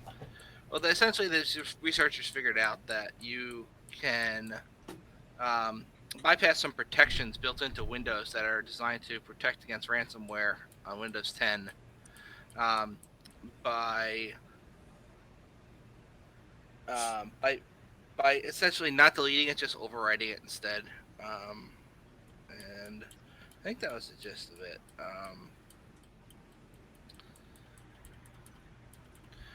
They provided a nice little white paper, and it has a flowchart in it, and the flowchart shows how when ransomware executes, it reads sensitive data, and then it encrypts data in memory, yada, yada, yada. And it shows how their technique that they've come up with lets ransomware encrypt stuff that it wouldn't otherwise be able to encrypt. And this is a great piece of research to put out for the public where anybody can get it, because the malware authors will definitely appreciate it so that they can upgrade their malware so that it can bypass that. Right? I mean, just put it out there. Put our research out there for everyone. There you go. I don't know. I work in, most of my research is done with unencrypted and or the one time a 65,000 line base 64 encoded string that I just decoded, like that was it. And then it's like, all right, cool, I have your code. Nice. But that's my world. But yeah. That's my world. It's a They fun started world, adding but ASCII art, exhausting. which is actually hilarious. Oh, that's nice. At least it made it a little more enjoyable while you were doing it. Oh, I've got a funny one to show you guys after the show's done. No, show us now, damn it. No, Our it's not. audience wants to know. It's not stream safe. Oh, damn it. The next thing that we have is some stuff about other things, doing things about stuff. All right. And So I may TrickBot have lost my Gang. spot. There we Yeah, are. TrickBot Gang is now a malware supplier for North Korean hackers. This is from ZDNet, and a report published today reveals that North Korea's government-backed hacking units are renting access to elite hacking tools and access to hacked networks from the operators of the TrickBot botnet. Yep. Sounds fun. Ransomware as a service, right? It's not so much ransomware as a service. At this point, it's more of just exploitation. Like, so think of like your normal botnet, and then so your normal botnet is go out, find a vulnerability, implant your own code, get access, drop whatever payload you want. Now, with this case, it's just get access. You stop after that point, and then you're like, hey, I've got access to BMW, Hyundai, like all this other crap. Do you want access to this? And then I'll sell you access to this. I can set up your own user for like $20,000. Only $20,000 for access to BMW? Well, why don't you sign me right up, Caprico? I don't have that, but Why not? You just said you had it, damn it. Mhm. I heard you. I want it. Now go get it. Hypothetical. Someone clip this, or don't clip this, or someone's going to clip this now. It's fine. Great. It's fine. It's fine. I already had crap removed from my top because I said a hypothetical of how I would build a botnet. You haven't built your own botnet yet? What's wrong with you? What are you, some kind of noob? Why would I need to build it? I already have like 24 different versions of a botnet. That is true. Why would I build it? Why? I have it. If But if you you- build it, they will come. Giggity. By the way, Adrian, you have this age restricted, right? He does now. I think that's the fault, but I'm not 100% I don't sure. think it is. Whatever. Well, All right. I didn't realize it's my favorite porn star right now. Anyway, continue. All right. Essentially, with TrickBot Gang is now supplying malware, blah blah blah. This trend came to light in 2017 when a report revealed how the mastermind behind the Game Over Zeus malware botnet had been helping Russian intelligence gather sensitive documents from the computers he was infecting. But Bogachev wasn't an isolated case. Just last week, the U.S. charged administrator of the Dridex malware botnet, accusing him of the same thing, of collaborating with Russian state intelligence in their search for sensitive data. These two cases show direct contact between the creators of popular malware and countries' intelligence apparatus. In reality, these lines have been blurring at a much lower level. For years, we've seen nation-state hacking groups slowly adopt commodity malware instead of developing their own tools. State-sponsored operators choose to buy malware that is available for sale online. Why Cool. rebuild the something? Literally what I just said. Like, I heard, right? But I wasn't paying attention. that's fine. Jack, you were gonna say something? I was just gonna basically say, why reinvent the wheel? I mean, if at the end of the day,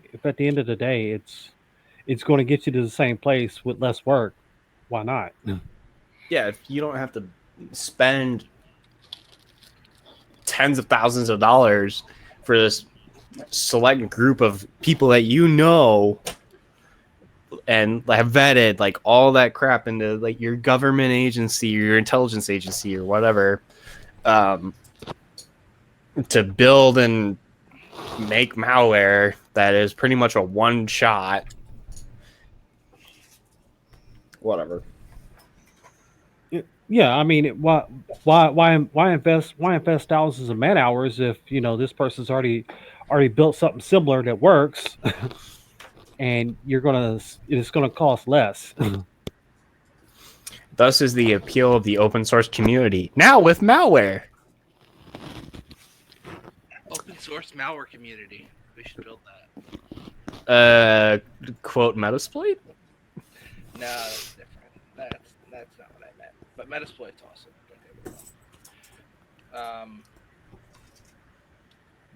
Yeah, kind of like MISP, but with sharing code instead of. I might be looking for wireless home routers. I Live realized streaming is on. I haven't updated since like. All right, now it should hopefully be connected. Yahoo! I'm seeing updates, so that's good. All right, we should be going now. Okay. We're streaming! Live streaming! Now we have to talk about stuff. It looks like it was like a 3-hour cutoff or so. It's not been 3. Oh, maybe it was 3 hours for you guys. Yeah. All right. Giggity. It's going now. It's going good. All right.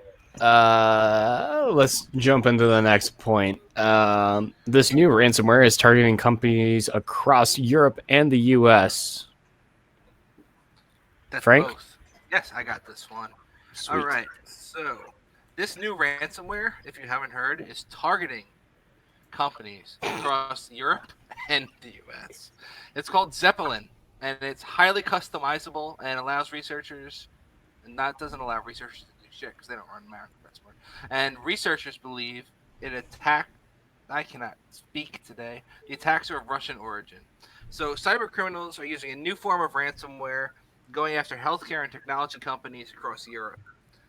Named Zeppelin, the ransomware appears to be based on another family of network encrypting malware called VegaLocker, and has built upon and improved in such an extent that security analysts at, I refuse to call it BlackBerry Silence, calling it Silence, who discovered it, have Oh classified no, it's it as BlackBerry. It's BlackBerry. Stop. You know what's funny? I was waiting for somebody to say it. Hey, I showed up right in time. Yes. I think I have a BlackBerry pen somewhere. But Silence has AI-powered antivirus. It's very, very AI-powered. Yep. Powerful. Yeah, we've already discussed how amazing that AI is. Hey, let's change it just a little bit to make it look like a game. Oh, look, everything goes through. Hey, it's AI. It's still learning. Yeah, that. No, it's not. It's only learned as much as they've taught. Well, that would make it machine learning and not AI at all. Correct. Thank you. But I thought it That was is AI. exactly correct. I thought it was like Skynet It's in not. my machine getting ready. So according to researchers, That's probably what BlackBerry thought too. Zeppelin is spread in supply chain attacks via managed security service providers. Gee, I haven't heard of that before. Never.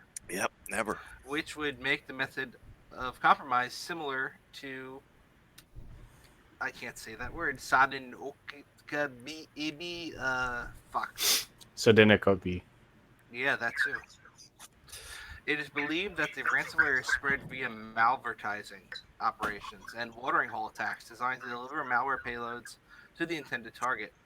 The malware is highly configurable and can be deployed as an EXE, a DLL, or bundled into a PowerShell loader. No matter which way it's delivered, Zeppelin brings its installation with a temporary folder named .zeppelin before spreading itself across the target machine. That's why they gave it that name. Wow. But it's not going to burst into like a ball of flames or anything though. No, it's just gonna undervolt your PC. That's scary No, enough. that Apple does that to their old phones to slow them down. I remember that. Yeah. Yeah, me too. Unfortunately. Mm. So Oh, once yeah. the ransomware has clawed its way into the network, it will encrypt files using a private key to differentiate the victim from targets of other attacks. And the attackers can even ensure they're targeting the right victim by monitoring their IP address. Once the files are encrypted, Zeppelin will present the victim with a ransomware note in a text file. Never heard of ransomware doing that before. That's brand new. Yeah, it is. This isn't a standard ransom note, which researchers note. It's a series of short, generic messages to elaborate notes, which have been tailored to individual organizations and targeted. It also demands, yeah. That sounds like company name or Defray 777. That sounds like a rehash. Context. Company name and Defray 77. So Defray 77 was written using the same shit from WannaCry,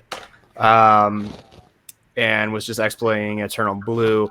Then Defray 77 got updated recently to company name within the past year.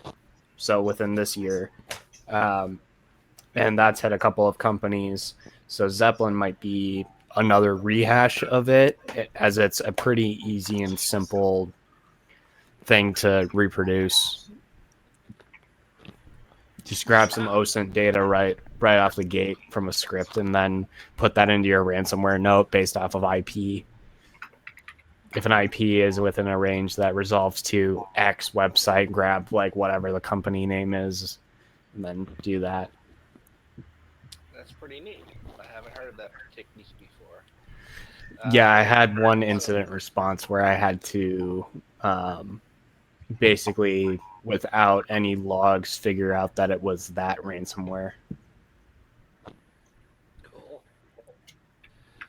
And you figured it out. All right, you clever. Yeah, Windows system logs, albeit a terrible fucking interface, is a lifesaver. Did you know And then- that excuse myself. Did you know that with the drop of the tools that were in the Shadow Brokers leak, you can now edit event log entries? Yeah. You could never do before? Yeah, I think that's pretty fucking wicked. I found that out today when I was listening to Darknet Diaries. The new episode was pretty wicked about that. Yep. The meme lord malware Jake is on. Yeah, was on that one. Yeah. Malware Jake has been pretty SJW-y lately about a lot of stuff. We live? Yes. Yeah. Yeah, we're live. So we're skip it. Never mind. Sorry. Hey, I'm all good. I'm all good with malware Jake because he stepped in for one of my friends that was that someone was attempting to dox him, and he stepped right in. It was totally fine and was all up in that. And I was like, yeah, okay, we don't have to do anything to this guy now. Up He in was there. up was in there. doxxed by Shadow Brokers. So. Okay, malware Jake was doxxed for sure, but he also came to the defense of one of my acquaintances. So, malware Jake, you and I are cool. Even though you have never met me, you probably will never know who I am, which is fine. Or even listen to this podcast. Checks DMs. Oh, shit. Okay. Oh. Yeah, I doubt he listens to this. We Right. don't necessarily get along. I think I that's true for a lot of people. I doubt it. But speaking of those that listen to this, a little bit of an interesting thing came up, and we're just going to move on to what I'm calling Cappy's Corner, I guess, because Israel had me look at this one interesting thing that he says, if you can pull this off, congrats. Well, not necessarily if you can pull it off, but as an attacker, if you can pull it off, congrats. Wonderful. General. Because obviously Cappy can pull it off because he's the Capmeister. Cool cat cap. There Cool you cat go. cap. CCC. He's a Capricorn. But yeah, go ahead. Yes. So this one's titled "Physics Has Bounds Here." So the attack that's in question is this one that's called Plundervolt, and check out the article in the show notes, which are in the description, as aforementioned. And watch the 3 videos that are within this, and it kind of explains it a little better than what the text does. And that's, at least for me, I learned best through visuals. So the University of Birmingham, TU Graz in Vienna, and KU Leuven in Belgium, and another at the Technische Universität is some other university in Darmstadt in Germany, and the University of California have found a new technique that allow hackers to fiddle with voltage of Intel chips that cause them to leak information stored using Intel's Secure Guard extensions feature. So essentially, from a high level, here's what they're doing. They're using software that will run the processor that's in your computer at a lower voltage, causing there to be mathematical and logical issues. So you'll have bit flips that are in the wrong place. Multiplication goes out of like whack when you're doing a voltage, or when your voltage is lowered or undervolted. And they also found out another way to get AES keys for AES, was it 256? Or just AES encryption keys. They were able to decrypt those by using this attack. And then at the very end, there's a memory corruption issue inside of this feature as well that could give you root privileges. And in the show notes, I post an image of how a buffer overflow works. In the memory corruption side, this is how your buffer overflow would probably come into play, because once you corrupt memory, you can throw all your code in there. You already know where that memory address is, so you can just continually set up something to call that address. So the reason that this works is because of how processors at a base level work. Processors at a base level use electricity to make logical calculations, just zeros and ones across circuits to make intense calculations. So when you're playing video games, you don't go flying off in one place, or if you're just doing 1 + 1 = 2, all that stuff is handled by an electrical current that runs through your processor. So when you start to undervolt it, you're actually changing the amount of electrons that move through the processor. And those electrons are centered around either a positive or negative, a 0 or 1.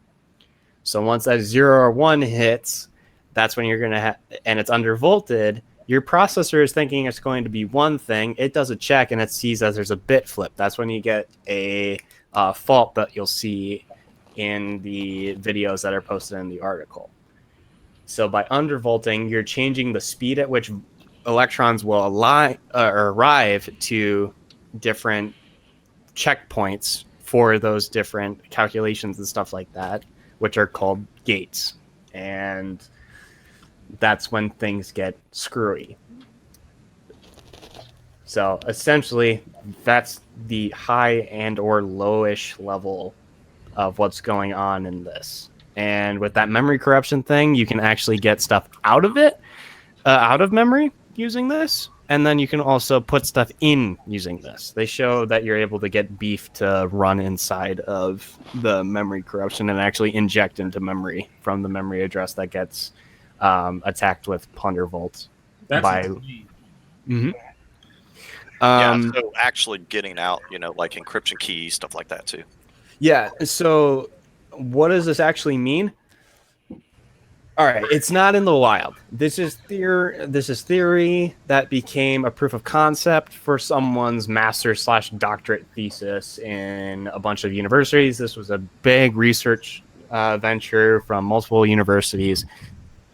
This is what I'm starting to call like theoretical proof of concept.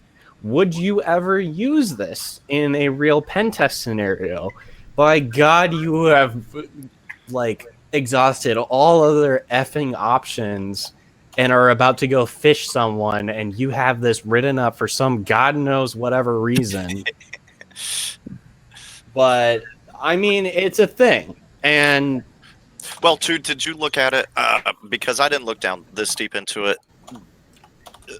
Is the architecture and the way it's executed different on different, say even Intel CPUs? Like, do you have to change something per individual processor family, or So this is going to be, so this is within the realm of how the processor is designed, and this is specific to those that are Intel chips that have the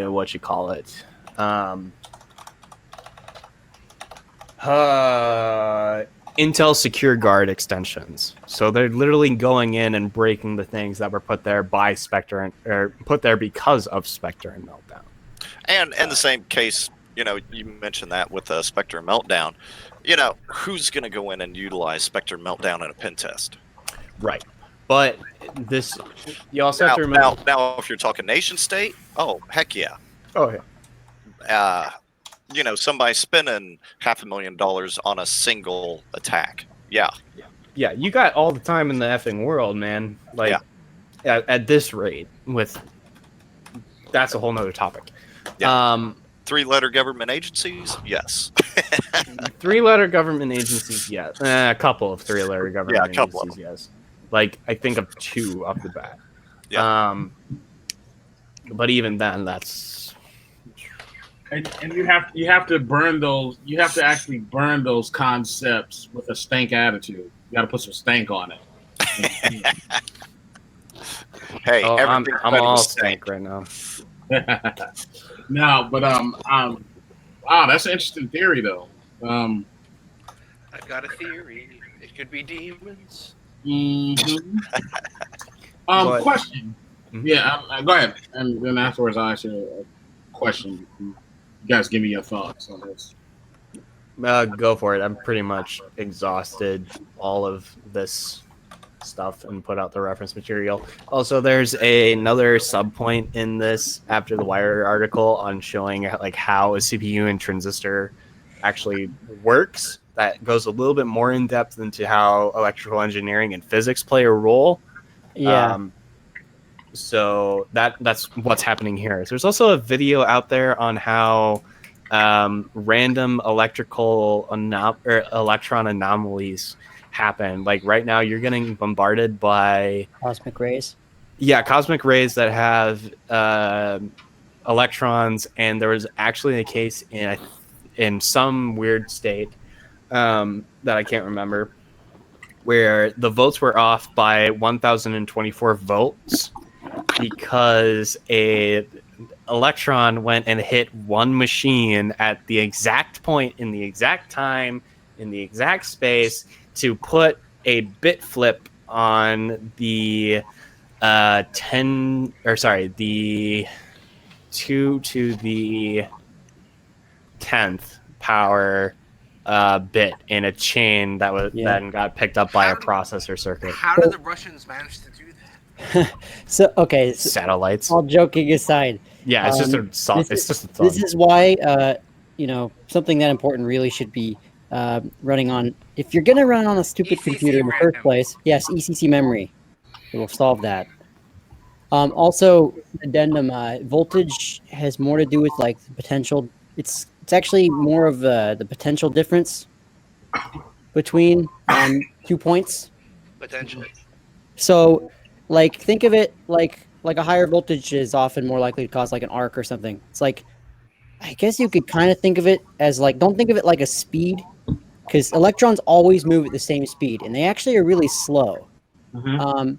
It's actually the pulses that the electrons send through the wire that actually cause things to be speed of light-ish. So it's actually not. It's not the electrons themselves are actually really, really fucking slow. So, but it's like, you know, those like things on like some of the secretaries' desks that go and you pull one ball and it like hits the others and then one goes on the end. Yep. Yeah, I know what you're talking Metro- about. Yeah, that is Cradle. basically how electrons work in a wire. Now, can you explain how magnets work? No, those are miracles. I think the Insane Yeah, Clown Posse has you miracles. covered on how the fuck they work. But yeah, so like a higher voltage, like that's why also you can have negative voltage, which might make your heads explode. But it's really just it's just relative to a fixed point, like the voltage relative to like a spot, right? Right. Like a fixed point in time and space? Well, just in space, I guess in time too. Whatever, doesn't matter. Yeah, Can I get the TARDIS there? maybe. There, can anybody see this? Yes. There we go. Yeah, so That- that's basically how I things didn't know work he was in a secretary. yeah. Oh yeah. So that's how it works. This is a crucial management tool. Except for I don't think they do that last thing. But yeah, the back and forth thing, yeah, electricity does that. Yes. So, Quality. so question. So like I said, for a while I've been playing with doing stuff with Rust. Yeah, Rust. Yes. Nice.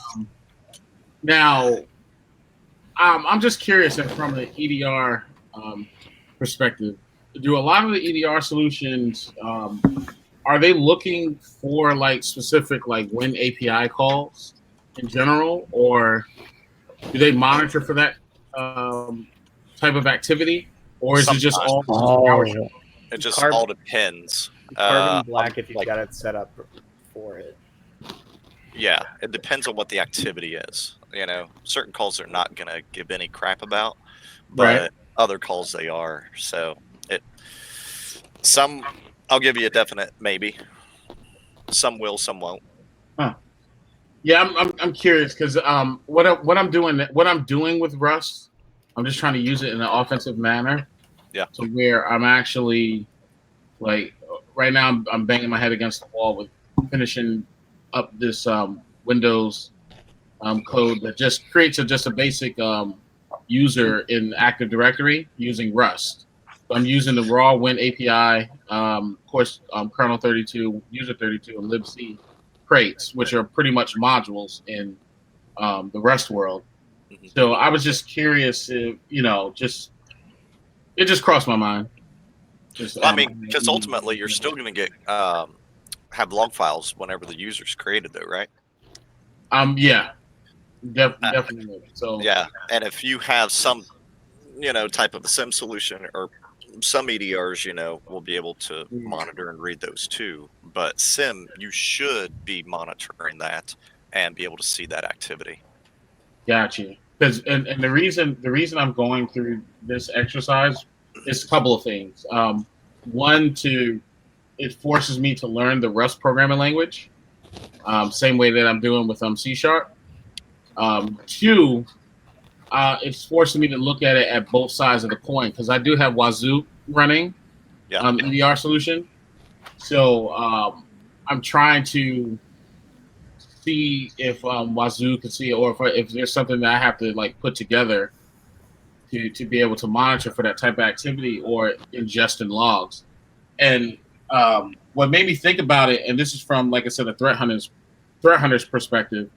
So last week I was on an engagement out in Atlanta, and I did a wireless assessment / physical assessment, which was very good. We found a lot of good stuff and whatnot.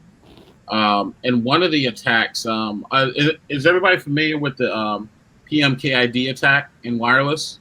Yeah. Yeah. Yeah.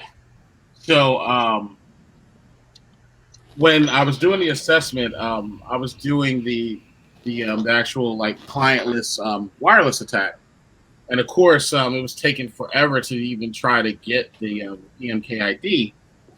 So I had to resort back to my traditional desperado DOF type style to actually get a handshake, so I can actually like crack into the network. Which it did. Eventually, it took me almost 3 hours to get a handshake, a WPA2 handshake. Mm-hmm. Yeah, because the clients were not budging. For some reason. I want a Starbucks too. So anyway, I wound up getting it, and then I noticed when we did an out briefing, and because they said they had like CrowdStrike in place, so it could catch everything, but they never mentioned the wireless DOF packets that I was sending across the network, and I know those got logged somewhere. So CrowdStrike normally won't see the vast majority of network-based traffic. I mean, because it's going to be endpoint. Yeah. So, yeah, it's, the DOF, that's where you're going to get hit on the route. So if you're monitoring the routers, if it's traversing through a firewall, you may catch it there. And if you're feeding all that up, to, as some others here say, a seam, that's where you would catch that. Or if you have some type of inline, network-based sensor, for actually capturing pure net flow, you'd be able to catch it there. But EDR in general is not going to be able to capture that, almost purely network-based traffic. And these are things like I said, when you're dealing with threat hunting in general, and correct me if I'm wrong, wouldn't it be beneficial to you want to kind of see as much as you can? I mean, from a not always. Not always, because you can be overloaded with the amount of information that's popping up. I even get that just with endpoints. Also, you have to process all that data, and if you're using certain tools, you have to send it to the cloud to get processed. That's money. Yep. Gotcha. And then on top of that, you gotta figure out how much you're willing to spend in man hours of having somebody take a look through all of those alerts, and it gets to the point of where you just get glazed over, and you just like, fuck it, whatever. And then most of the time it's like benign alerts that you're looking at. It's like, all right, cool, Windows works normally. Gotcha. Task failed successfully. The task failed successfully. Yeah, these are like I said, these are things that like cross my mind as I'm actually like I said, digging down deeper into like the threat hunter side of the world. I mean, red teaming, our only thing is to find that realistically, that as a hacker, just find that one thing that a company did wrong, as opposed to, well, not necessarily wrong.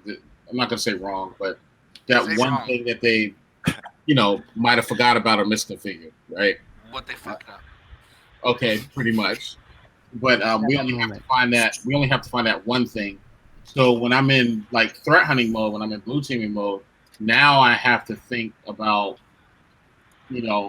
so many different moving parts. So yeah, that's what kind of crossed my mind as I left out of that out brief, and just wanted to get you guys' opinions on it and see, So definitely great feedback. So especially with wireless, it goes back to what I was saying earlier in the show. And Charles, I don't know if I think you dropped off for a little bit while I was saying this. It comes down to asset management. Like knowing what is actually in your facility, what's on your network, all that kind of basic stuff.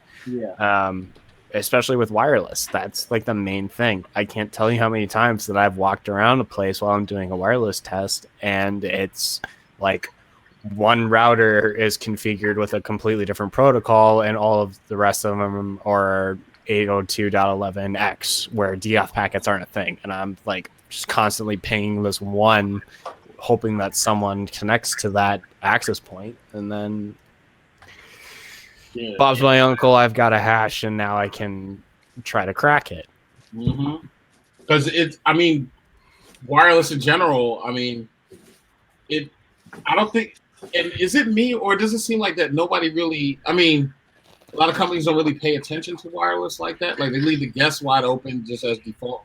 I've seen a lot of places where they have guest wireless, but it's just like straight up like wide open, and that's allowed me to get to even other things on the network that wasn't designed to get through, all because of they say, "Oh, okay, it's just turned on, it just works."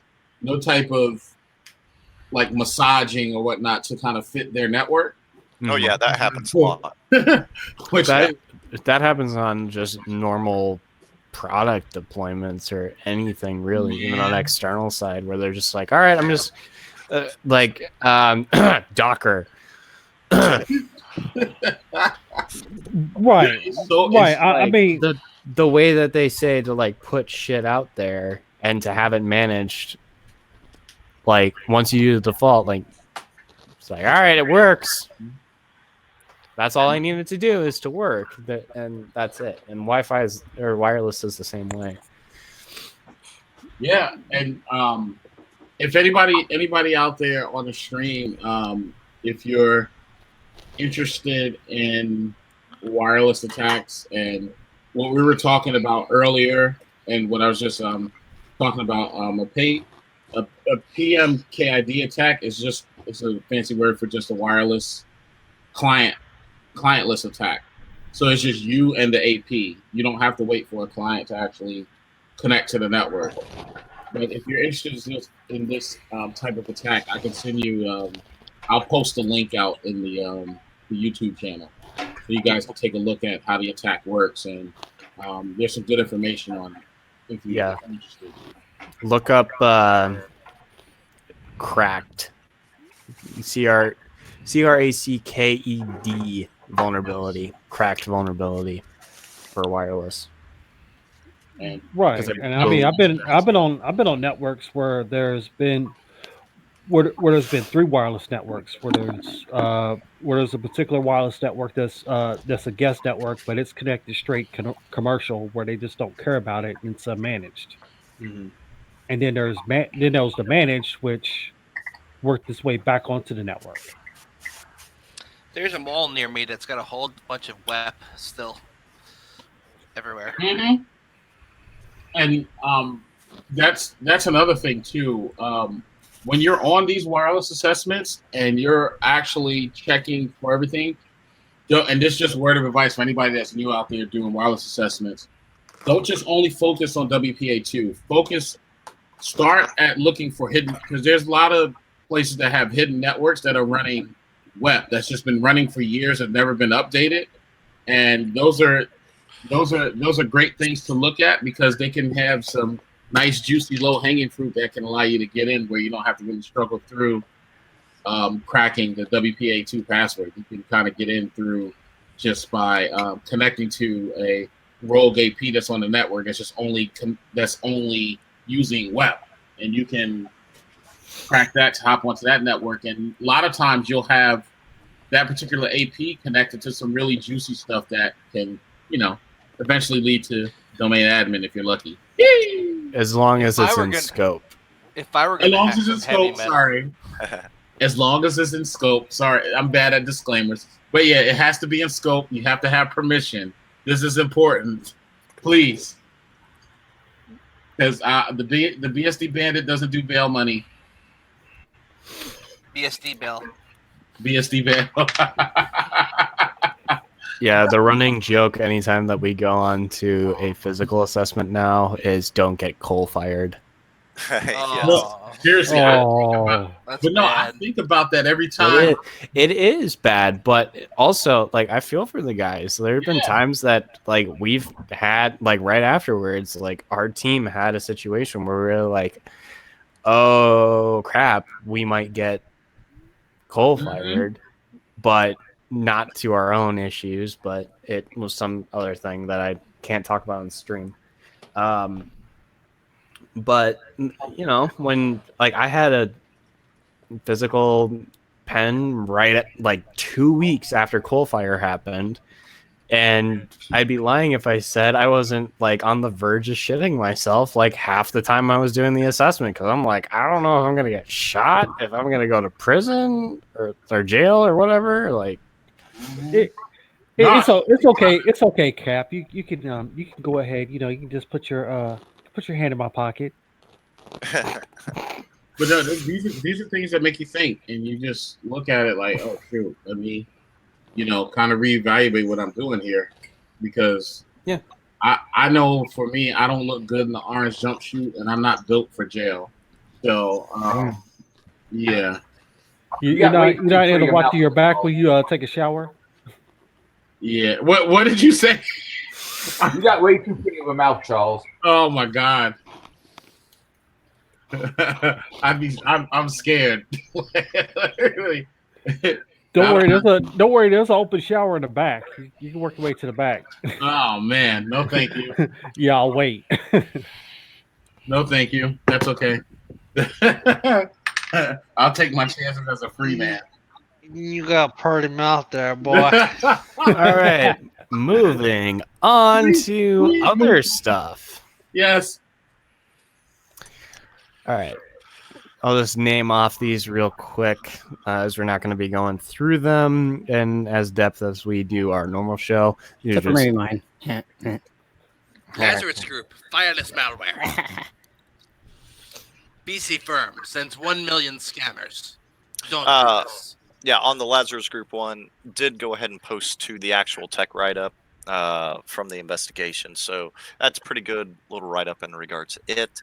VC firm, it's a newer company. I think it's a Chinese company partnering with an Israeli group. Yeah, they got a phishing email either from the CEO or somebody, but they sent $1 million straight to the scammers. Don't get caught by that. FBI places a $5 million bounty on a couple Russian hackers. So those behind Evil Corp, yeah, and who's been fairly notorious for quite a while.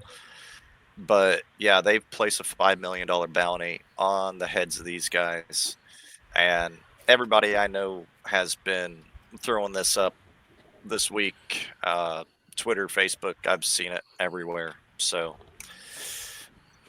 they probably won't be in hiding for too long. Okay, who threw on the 2019? Okay, 2019 in review: data breaches, GDPR's teeth, malicious apps, malvertising, and more. And then running a macOS VM with KVMQEMU could not be simpler. Who threw that one on there? Is that one we want to discuss? That sounds like a tux. Yeah, it was. Yeah. It was a little sneaky. Yeah, do you want to discuss that one, Tux? That Yes, actually I did. sounds interesting. All right. Have at it. Well, check this out. I have a live demo queued up because Oh, look at Tux. I know. Getting all demoed up. All right. So Live hopefully the demo? demo May gods the are with demo me. gods be in your favor. Yeah. Yes. Okay. Hopefully Chrome doesn't lag out to oblivion. Come on. I have a separate browser just for this like chat app here. All right. You can see that. With your DuckDuckGo, yeah. Yeah. Tiny little laptop. So this is a so can you hear me still?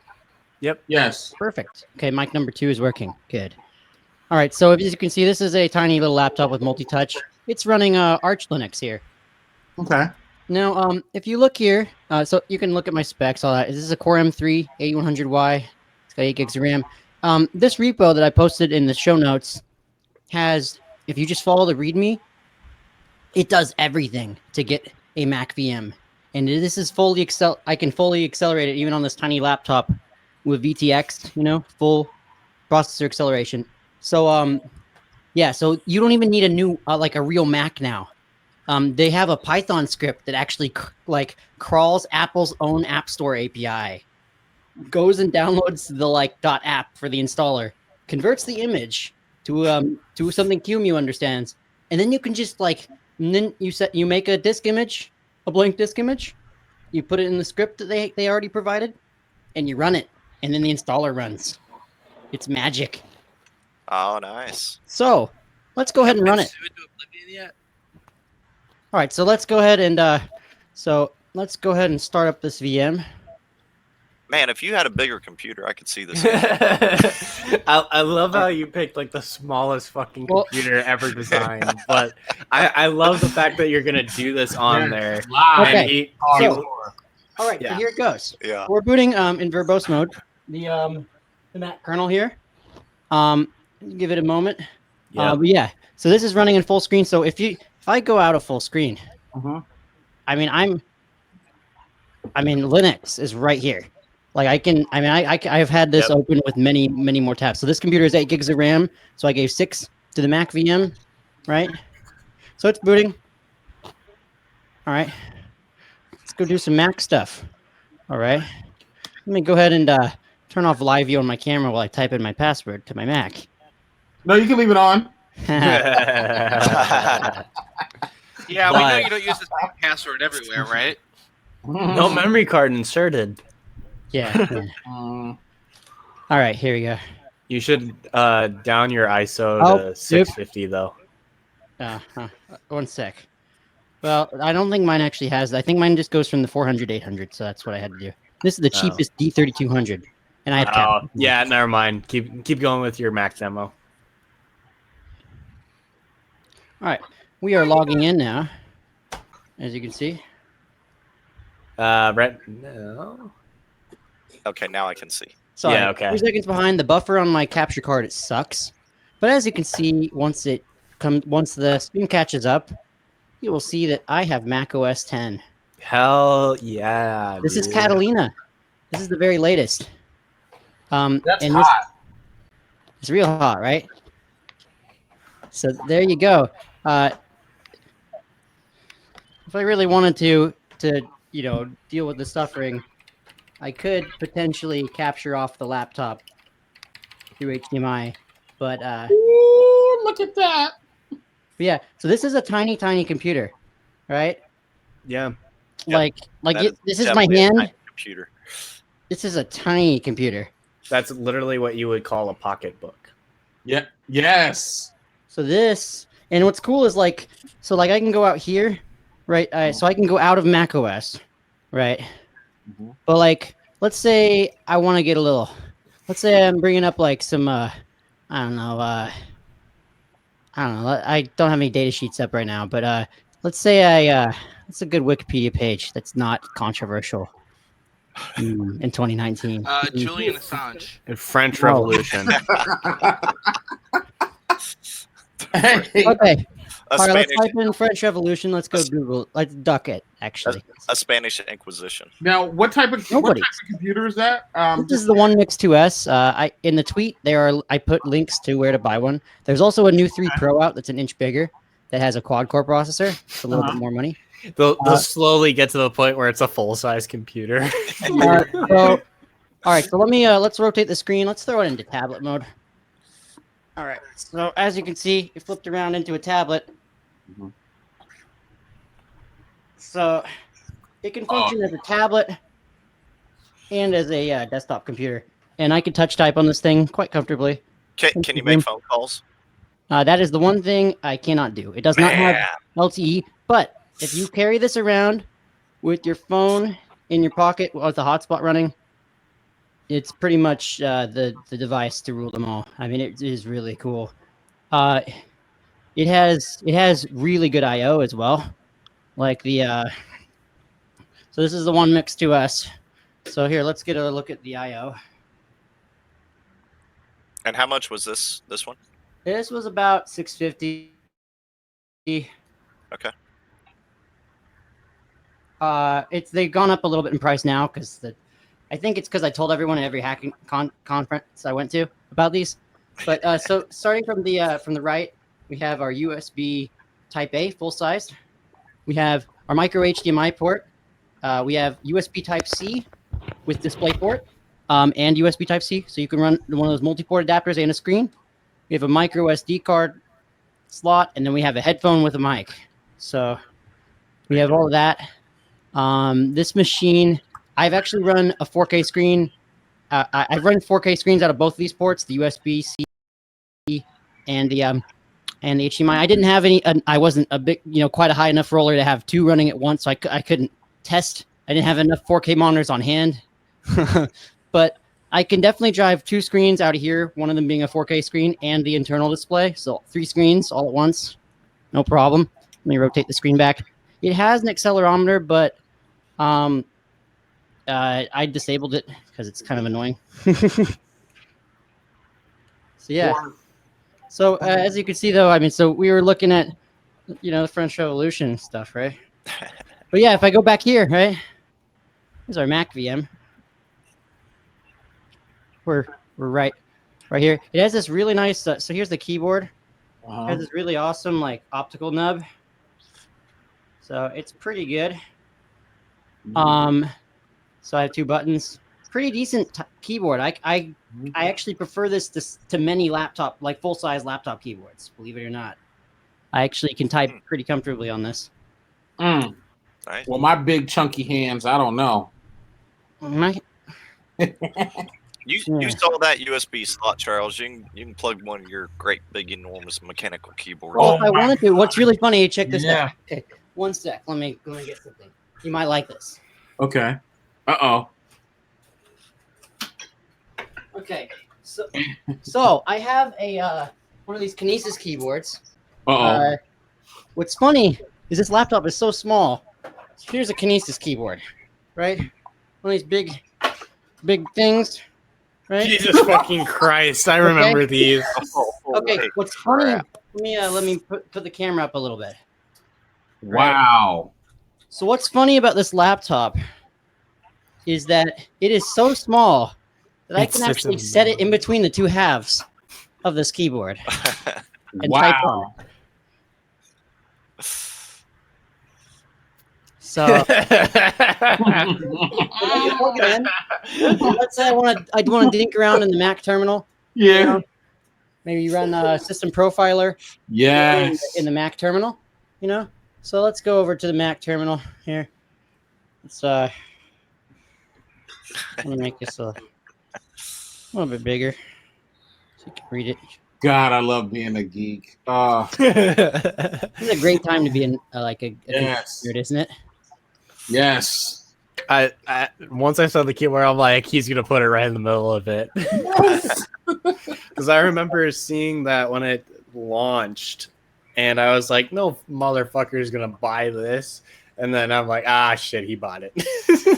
All right, so yeah, so if I want to do, I don't know.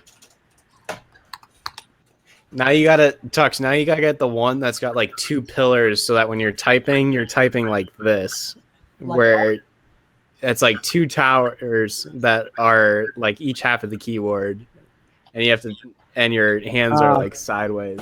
For those who are on the YouTube, he's saying this like this. Once my video catches up, like that. It looks kind of suggestive.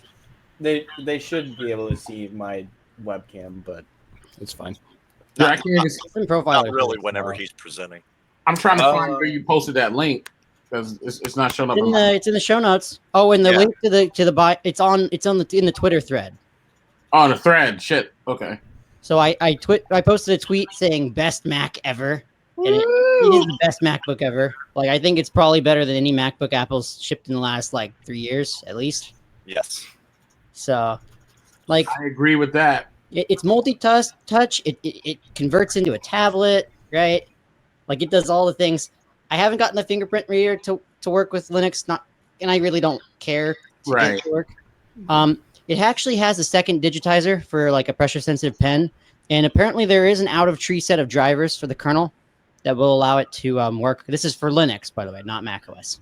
I have made no attempt to get touch to work on macOS, but honestly, it has a little optical nub here, and it actually works really well. Like I have no issues with it. And I apologize if the frame rate's kind of shitty. That is my web browser, not this computer. I can record a clip and show how smooth it is, but if need be. How much RAM is in it? 8 gigs. It has a 256 gig NVMe solid state drive. This is full like PCI Express, none of that SATA crap, and it has a micro SD for your shitty media files. You can lug along. Yeah. So, they make versions of this computer with 512 gigs and 16 gigs of RAM. The bigger one, the newer one, that's almost $1,000, has which I might actually end up buying because it's so cool.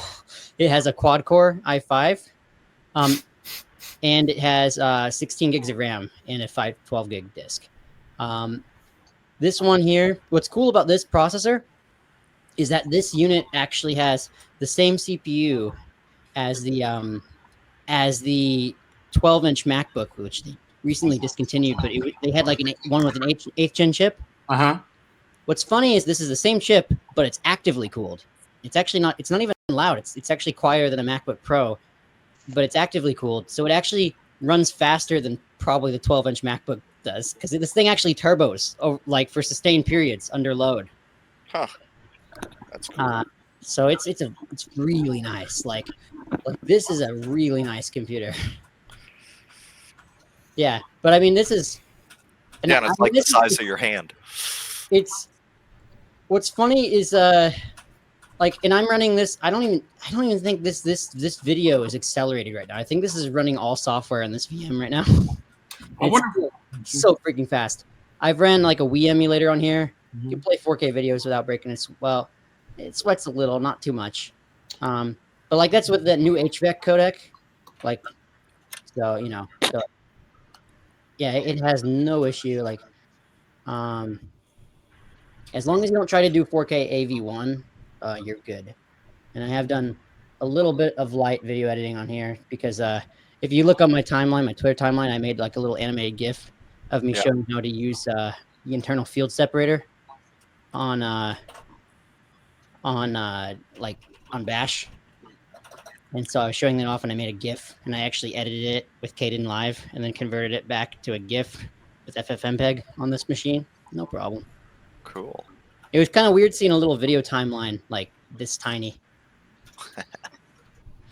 But yeah, like, so if I launch like Kden Live here, like there's a video editor. I just opened it. It launched that quickly. And open recent. Yeah. Oh my God, this would look great with BSD on it.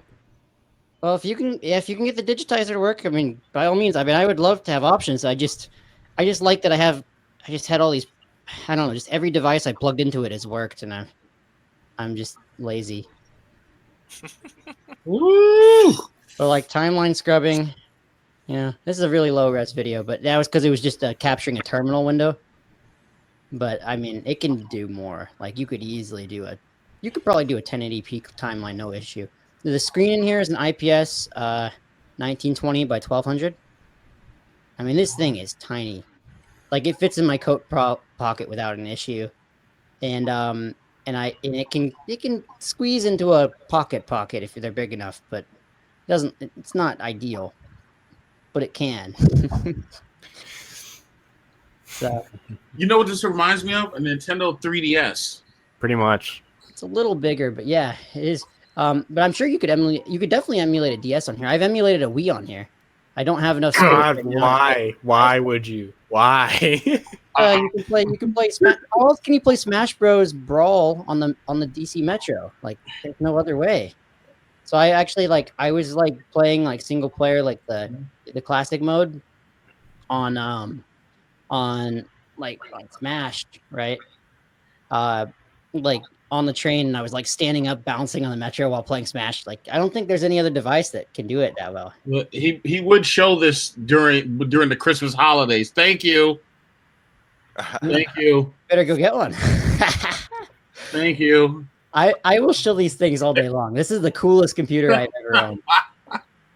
Like, I have a ThinkPad with 32 gigs of RAM, and it's also an 8th gen processor. It's an i7. This is a Core M3. This is a much lesser, processor, and it has like a quarter. It has like a quarter of the RAM, but it's so fast and so portable. Like, I have this 32 gigs of RAM like laptop that just sits and collects dust because I literally don't use it.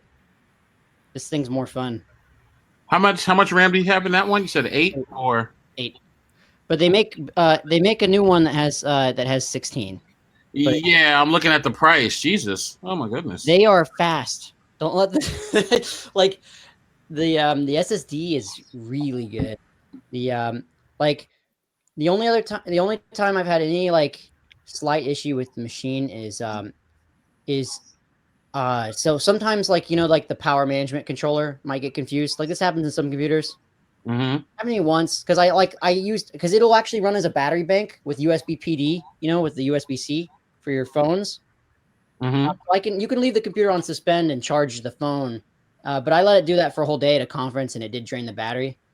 And the laptop wouldn't turn on until I unplugged the battery, plugged it back in. But that's only happened like a couple times. I've had this thing. I use the shit out of this thing. It's a very rare occurrence, but At these prices, you should. what? At that price, you should. This, yeah, that's and also the Linux kernel. Well, most OSs, the screen, because it is a tablet screen, right? Yeah. Tablet screens are addressed this way. So when you boot your kernel, you have to tell the kernel on the command line in your bootloader to rotate the frame buffer. And then when you start X, same thing, but you got to do it with a touchscreen too. So you have to supply the touchscreen with a transformation matrix. Yeah. But I can publish my scripts for that. I probably should. I promised people I'd do that sooner because I have like a lot of good config files for this thing. So I actually run the i3 window manager, which actually makes it makes even more sense on something like this because, I mean, it has a very nice mouse pointer actually on here, but like when you have something this tiny, you want to be dicking around all day, dragging shit. So when I'm outside of the Mac environment, which is most of the time, dude, this is a developer's dream. Oh, this is the coolest little computer. Like looking up, like I've had like I've had like over 100 tabs open on here, no problem. Want to be looking at shit, Yeah, please, don't mind my shutter speed with the. I think this thing actually does have I don't know if it's fluorescent or LED, but yeah, that's my shutter speed. I swear, each year as each year goes by, I feel like I'm turning into Penny from Inspector Gadget when she had the little book and she was just programming cool stuff in the 80s, and with the watch to talk to brain. For those of you who are old enough to understand, to know, I remember the show. Yes. Yeah. Oh man. The hinge is pretty This good is cool. too. Like the hinge is really nice. Like it, yeah. I mean, it goes that way. I did lose one of the feet, so be careful not to lose your feet. I have to go make a new foot, or ask the Chinese people very nicely to get me a new foot. But I think the Chinese are into organ harvesting, so you might be able to get a foot from them. Yeah. So my computer lost one of its feet, but other than that, I've been using it like a lot for like pretty much a year straight because I've had it for about a year now. Mm-hmm. And yeah, it's showing no signs of slowing. Yeah, that would make a perfect thing for like for wireless war driving and all kinds. Oh man. I've actually taken this to a CTF before. This has a dual band Intel wireless AC card. You always said, but how much does it cost? It's about $700 now for this model. See, I saw this weird Facebook. I'm assuming scam because I saw a couple people selling a book that looks a lot like that. Yeah. For like $50 to $100, and I'm like, I have my doubts. Does anybody? Well, I have a collection of exotic older Ultra Mobiles, so it might have been a really old shitty one. Because I have some that have like various... at the time. I'm thinking I think a scam got through Facebook because they were selling something at a price that was just unreasonably low for what it was. Pretty sure 99% of the stuff on Facebook is scams. Without a doubt. Oh yeah. If you guys don't want to spend like $700, you can build one of these, which is just a. And I've had this one. Stop sharing my screen so you can actually. Yeah. No, go ahead. You said you're building. So if you're wanting to build something similar to that, you can build one of these. So this is just a Raspberry Pi tablet build. Which I actually have, yeah. So, and this one's actually modded to do PoE or Power over Ethernet, Yeah.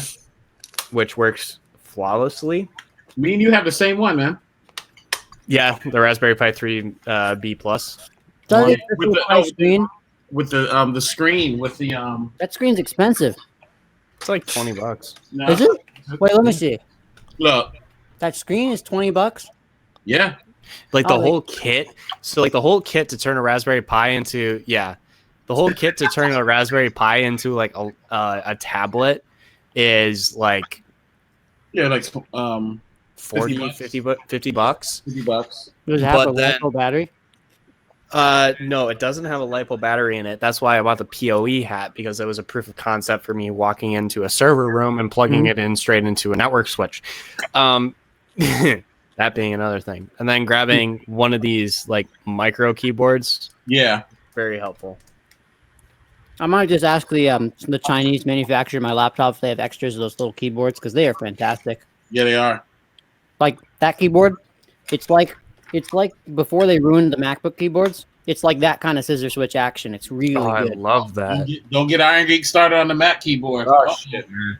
Before they These fuckers are so sucked, cracked up. it's like better than that, but smaller. So if your hands can type on it, which The responsive is fine on the keyboard. It's just that if you spill anything in the fucking keyboard, it gets fucked up, it seems. Well, I mean, 2016 and newer. well, I'm talking about pre-Butterfly. This was like the same kind of action as the pre-Butterfly MacBooks. Well, I mean, they brought back those butterfly switches. No, that scissor. Butterfly was the one that sucked. That they Oh, got rid of. well, I was about to say, I thought they brought that one back. No, Butterfly was the one they just killed. because it sucked. I hated typing on those. Buddy of mine bought the MacBook, like the MacBook, not MacBook Pro, not MacBook Air, but the MacBook. Yeah. And it was terrible to type on. And the guy had the guy had vision issue. Like he can only see screens like this far away from his face. So he, and even just like looking down at a keyboard is hard for him. So he's the one who got me into like mechanical keyboards and everything too. Because he needed that tactile bump to like know where he was at. And his girlfriend at the time was also blind and also used mechanical keyboards to code. And I was like, the fuck is happening? Which was really funny was when you looked at her keyboard, all the letters were like off, and she was like, yeah, I know where every keystroke is. It's like, that is awesome. I love it. And speaking of keyboards, I have 2 more coming. So I'm waiting. Yeah. I'm Does he have a waiting sister? No, just kidding. Oh my goodness. if you want to spend like $700, if I can't reach it, but I picked up a Razer Blade Stealth with Keyboard? No, the 13-inch laptop. Oh wow. Okay. $700. Yeah. My Which is laptop's normally like $100, in my opinion. What? I'd rather get another one of mine. That's fine. I've wanted this thing for forever because it's also got it's got drivers for a GPU enclosure. So All right. Windows. no, it will work on Linux too. So, and I have a dual booted already. Yeah. I got a bunch of IBM Model M keyboards still sitting around, but I need to find keycaps for a bunch of them. My boss told me she may have some old keycaps I can have, or I was told that Unicom, that their keycaps are compatible. There might be a slightly different color, but You talking about Model M? Model M keyboards, yes, IBM Model M keyboards. I got myself a Space Saver. They're pretty nice, but these can I got the full size ones. I collected them. The university was throwing them out back when I worked at the university, and I kept collecting them. Yeah, and I got one. Oh, thank you. And once again, thank you. Oh, no problem, man. And definitely thank you for putting me on to that. I bought the last Beastie escape key for the IBM model. Oh, cool. Yeah, now I just need to go shopping around for some escape keys and a few other keys. And I probably have like another 5 functional ones. And I just found another functional one. There's one functional one up in my room, my bedroom. There's one functional one that looks like out in my garage.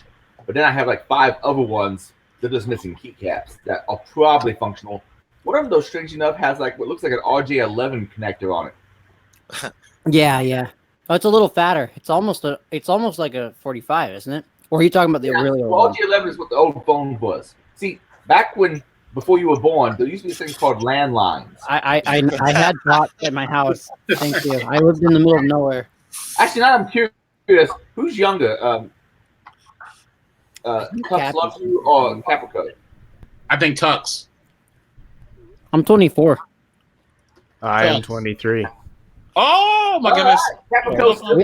I think we've been over this before. It's been a while since I've been on the show. We've been over. I think Tux and I have been over this in private to figure out who the youngest person was. But yeah, I'm still the youngest. I slid into his DMs. You feel me?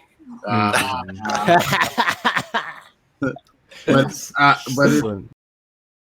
I will say this: it's awesome. It's awesome hanging with you guys. You guys make me feel young again. I remember when I first invented chocolate. Giggity.